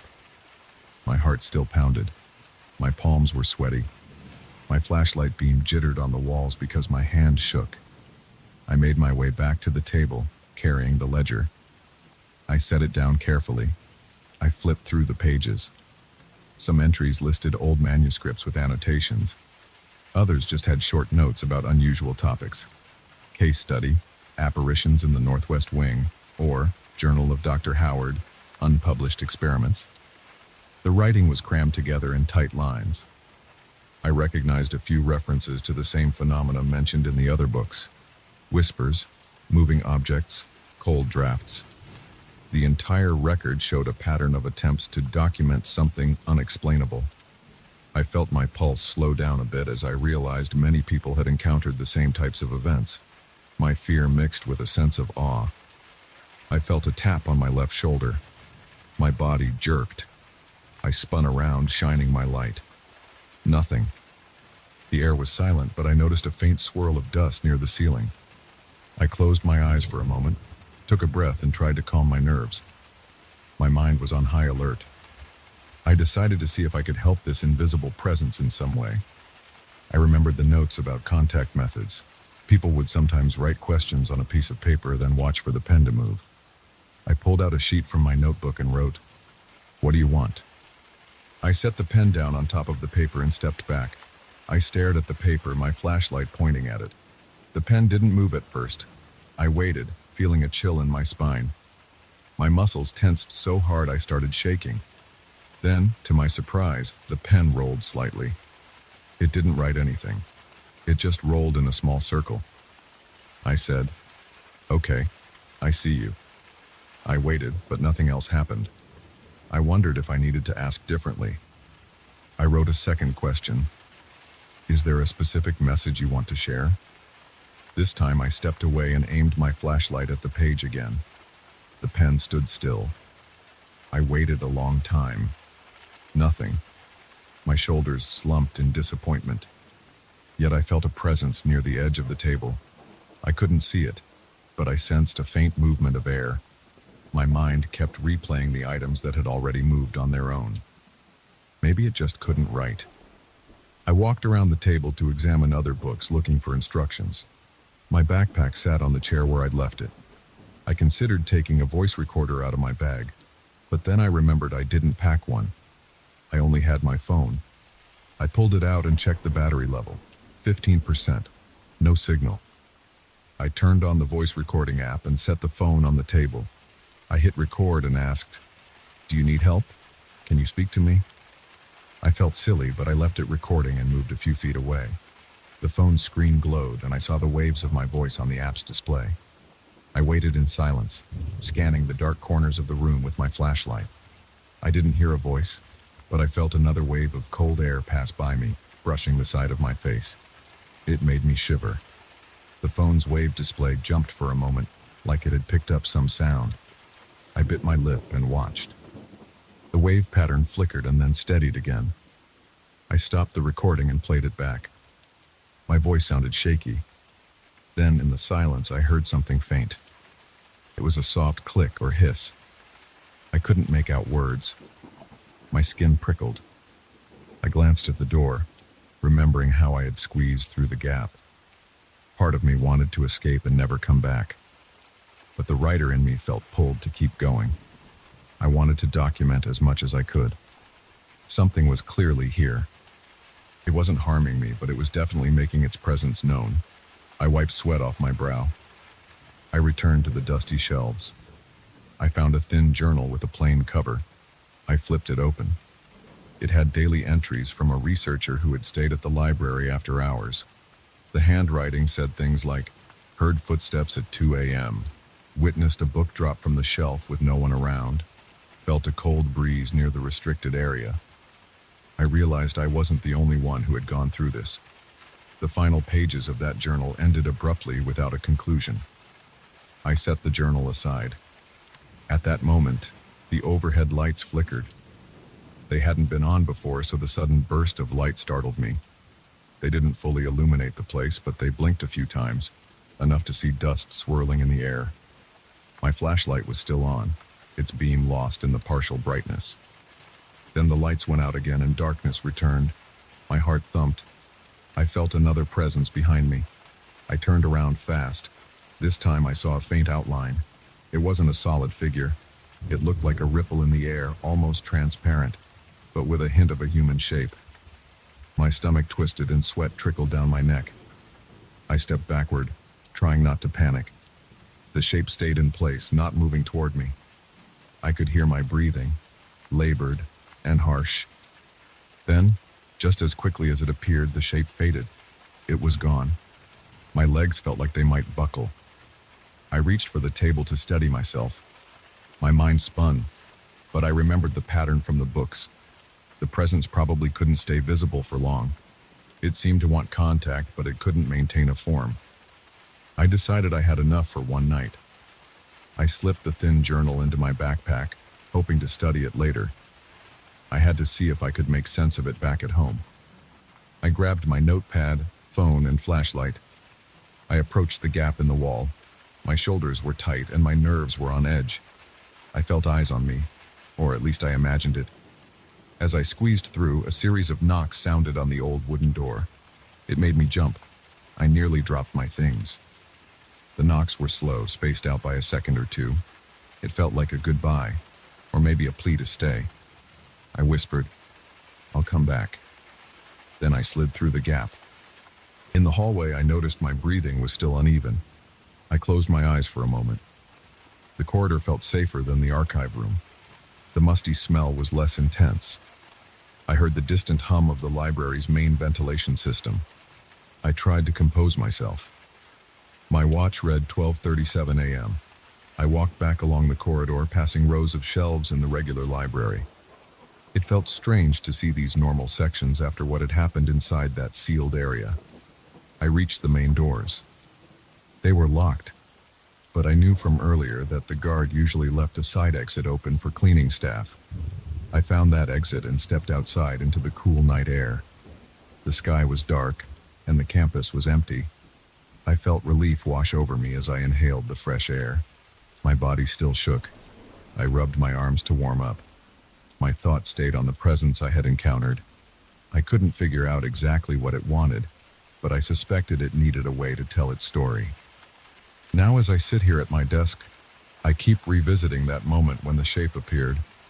I see the faint outline and remember the cold sensation on my face. My legs still feel weak when I picture the dusty shelf falling over without explanation. I wonder if I'll return tomorrow night. Part of me is anxious to know more, but another part is scared. I can't deny that something is going on in that locked section of the library. Something that doesn't belong to normal life. I keep hearing that whisper in my ear. I keep feeling that pressure on my shoulder. It's like an invisible invitation, a request for help, or maybe just a desire to be acknowledged. I don't know if I can help. I do know I have pages of notes in a journal that might guide me further. For now, I'm going to process everything I saw, heard, and felt. But I sense I'm not done with that old library. Whatever is locked up in there still wants to communicate. And part of me is ready to listen.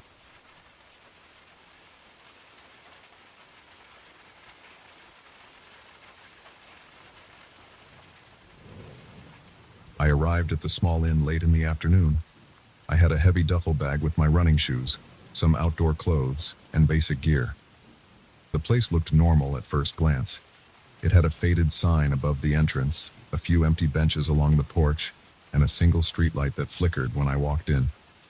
The innkeeper didn't say much. He handed me a worn key and pointed me down a hallway. He seemed distracted, like he wanted me to leave him alone. I didn't mind. I came here to focus on running trails and maybe some light climbing in the nearby forest. The forest was old. People called it a centuries-old woodland, but I didn't care about its history at the time. I just wanted fresh air and quiet paths. I checked into my room and dropped my bag on the floor. The room had a single bed, a wooden table, and a small lamp. The walls were a dull green with a few scratches.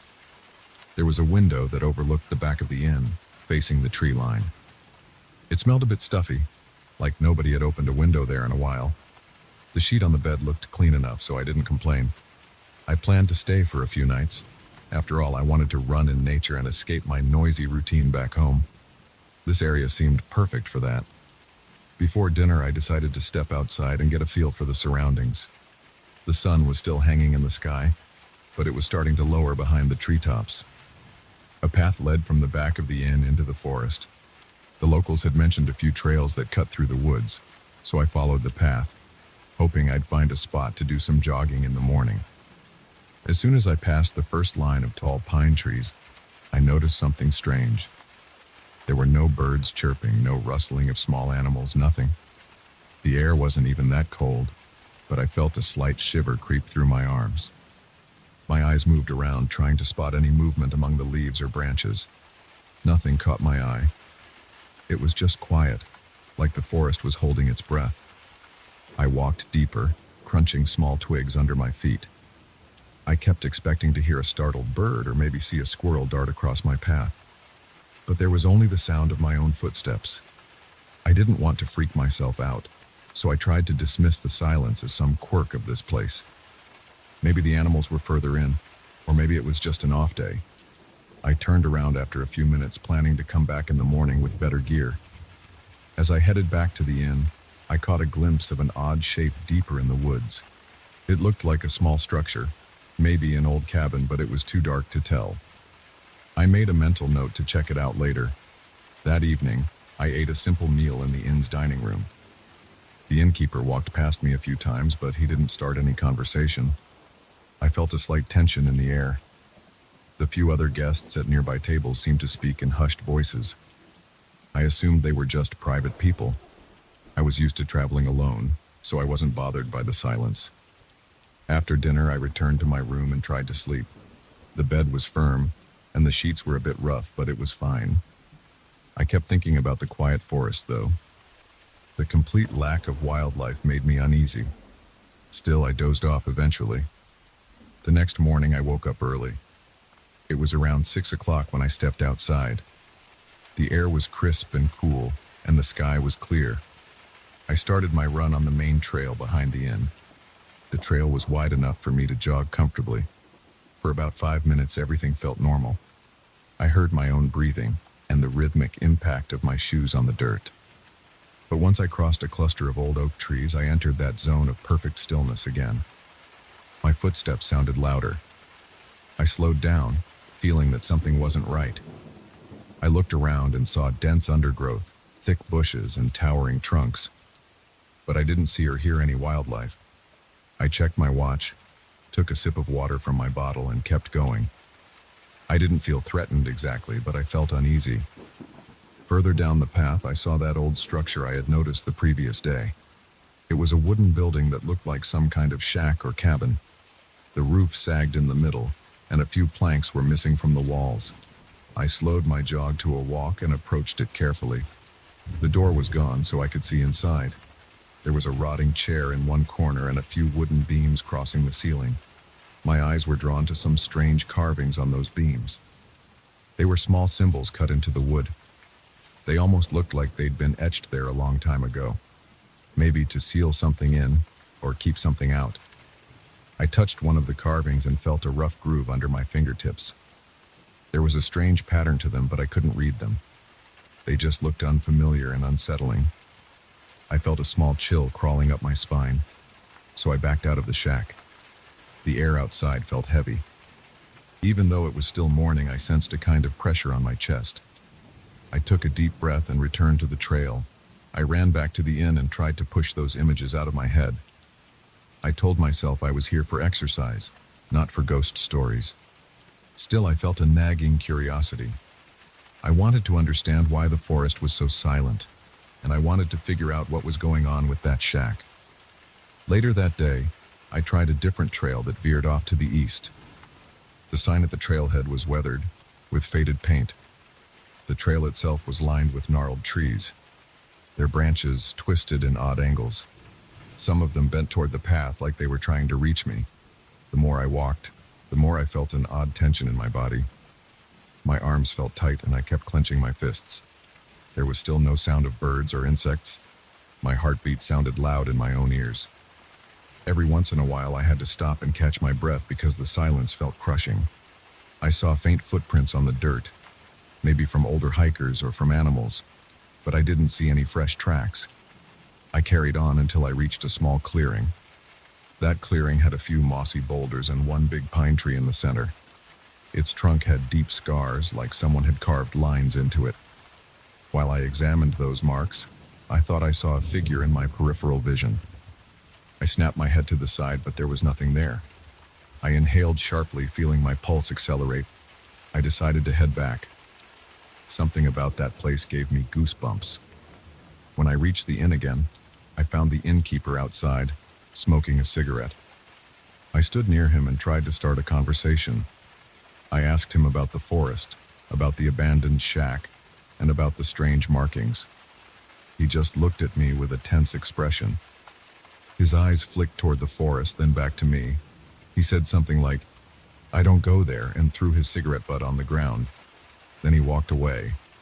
That made my stomach knot up. The guy had no interest in chatting about it. I decided to drop the subject and just get some dinner. That night I had trouble sleeping. My window faced the forest, and the tree branches outside looked twisted under the moonlight. A few times I thought I heard footsteps in the distance, but I couldn't be sure. It might have been the wind in the branches. My heart rate refused to slow down. I lay in bed, staring at the ceiling, wondering if I was just scaring myself for no reason. The silence outside was unnerving. I tossed and turned and eventually fell asleep sometime after midnight. The next morning, I woke up feeling anxious. My chest felt tight, and my neck muscles were stiff. Despite that, I felt drawn to the forest again. I grabbed my water bottle and decided to explore. I reasoned that maybe if I went earlier, I'd catch some morning activity. But as soon as I entered that first row of tall trees, I felt like I'd stepped into a vacuum. No birds, no rustling leaves, just my own breathing. I passed the shack again. The doorless frame looked the same, but the symbols on the beams seemed more pronounced. I glanced inside and saw something that looked like a burnt-out lantern on the ground. I didn't remember seeing that before. I stepped into the shack, crouched down, and picked up the lantern. Its metal handle was cold. The glass was cracked. I set it back down and stood up, eyeing those symbols again. I reached up and traced one with my fingertip. My skin prickled, and my hair stood up on the back of my neck. My hand felt numb, like I'd touched something charged with static.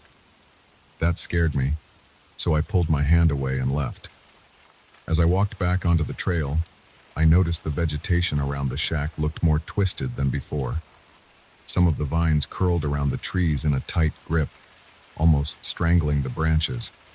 The ground was soft in places, leaving deep prints of my boots. I felt like the forest was watching me. I checked over my shoulder every few steps. At one point, I thought I saw a shadow pass between two large trees.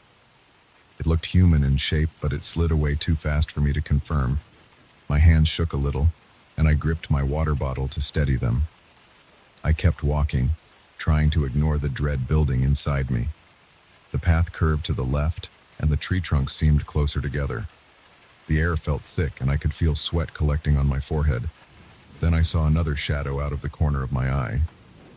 This time, it stood still, about 20 feet away, just behind a cluster of thin tree trunks. It looked like a person, but I couldn't see any features. It was just a dark outline. My mouth went dry. I stared at it, not sure if I should run or speak. It didn't move. I took a cautious step toward it. My heart pounded so hard it hurt. Then it faded back like it melted into the darkness. The silence around me felt crushing. I didn't even hear leaves rustle. I turned and hurried out of the forest. I didn't bother running because I was afraid I'd trip on roots or rocks, but I walked as fast as I could. When I got back to the inn, I was sweating and panting. The innkeeper noticed my state but didn't ask any questions. I went straight to my room, splashed water on my face, and sat on the edge of the bed trying to calm down. My hands were still shaking.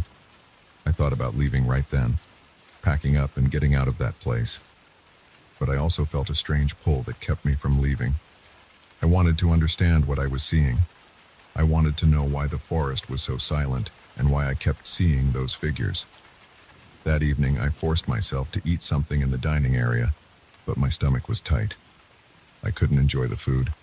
A couple of other guests were there, quietly eating. The air in the room felt heavy. Nobody seemed to smile or talk. After dinner, I went back to my room. The window overlooked the same dark outline of trees. I pulled the curtains closed and tried to read a magazine, but my hands kept trembling. I couldn't concentrate on the words.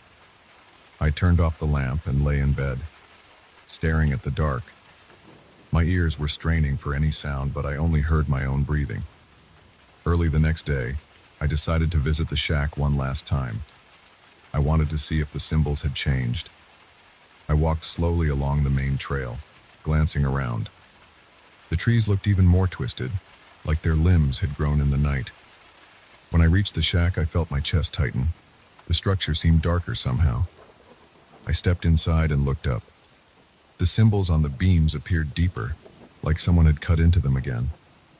My breath caught in my throat. Then I saw something in the corner. A silhouette. It resembled a man, but it had no distinct features. It stood there, motionless. My entire body tensed. I felt sweat trickle down my back. I stared at it and it seemed to look back. I couldn't see eyes, but I felt its attention. My heartbeat pounded in my ears. I tried to speak, but my mouth was dry. My chest burned as I forced myself to breathe. The figure didn't move, and I realized I was still clenching my fists. My nails dug into my palms. Then I heard a faint whisper, like an exhalation of air, but I couldn't understand any words. I didn't know if it was the figure or just my own breath echoing in my head. I backed away, stepping outside. The forest felt closer than ever, like the trees had moved in around the shack. I glanced over my shoulder and saw a few shadows among the trunks. They stood there, not coming closer. My face felt hot, and my knees felt unsteady. I turned my back on them and walked as fast as I could. I kept going until I broke through the edge of the forest and saw the back of the inn. My lungs burned and my legs felt weak. Once I reached my room, I grabbed my bag and started throwing my things into it. I couldn't stand another minute there. My heart was still racing, and my mind felt foggy. I just wanted to get out of that place. I'm not sure if the forest had some hidden presence or if my imagination made everything worse. All I know is that the silence never stopped, and those shadows felt real. I paid for my stay and left as soon as I could. As I drove away, I avoided looking in the rearview mirror, afraid I'd see something following me. I felt relief once the inn and the forest were out of sight. But even now, I can still remember the way that silence wrapped around me, and how those shadows watched me from between the gnarled trees. I can't forget those symbols in the old wooden beams either. They're stuck in my mind, like a warning that I can't shake. I haven't returned to that place. I don't plan to. I still run in nature sometimes, but I pick other locations. I stick to places where I can hear birds and see squirrels and breathe without feeling like something is watching me. That old forest and the shack within it are now just memories, but they cling to me and I can't seem to push them away. The silence I found there was different from normal quiet. It was a silence that pressed against my chest and made my skin crawl. I'm not sure what lurks in those trees, and I don't think I want to find out.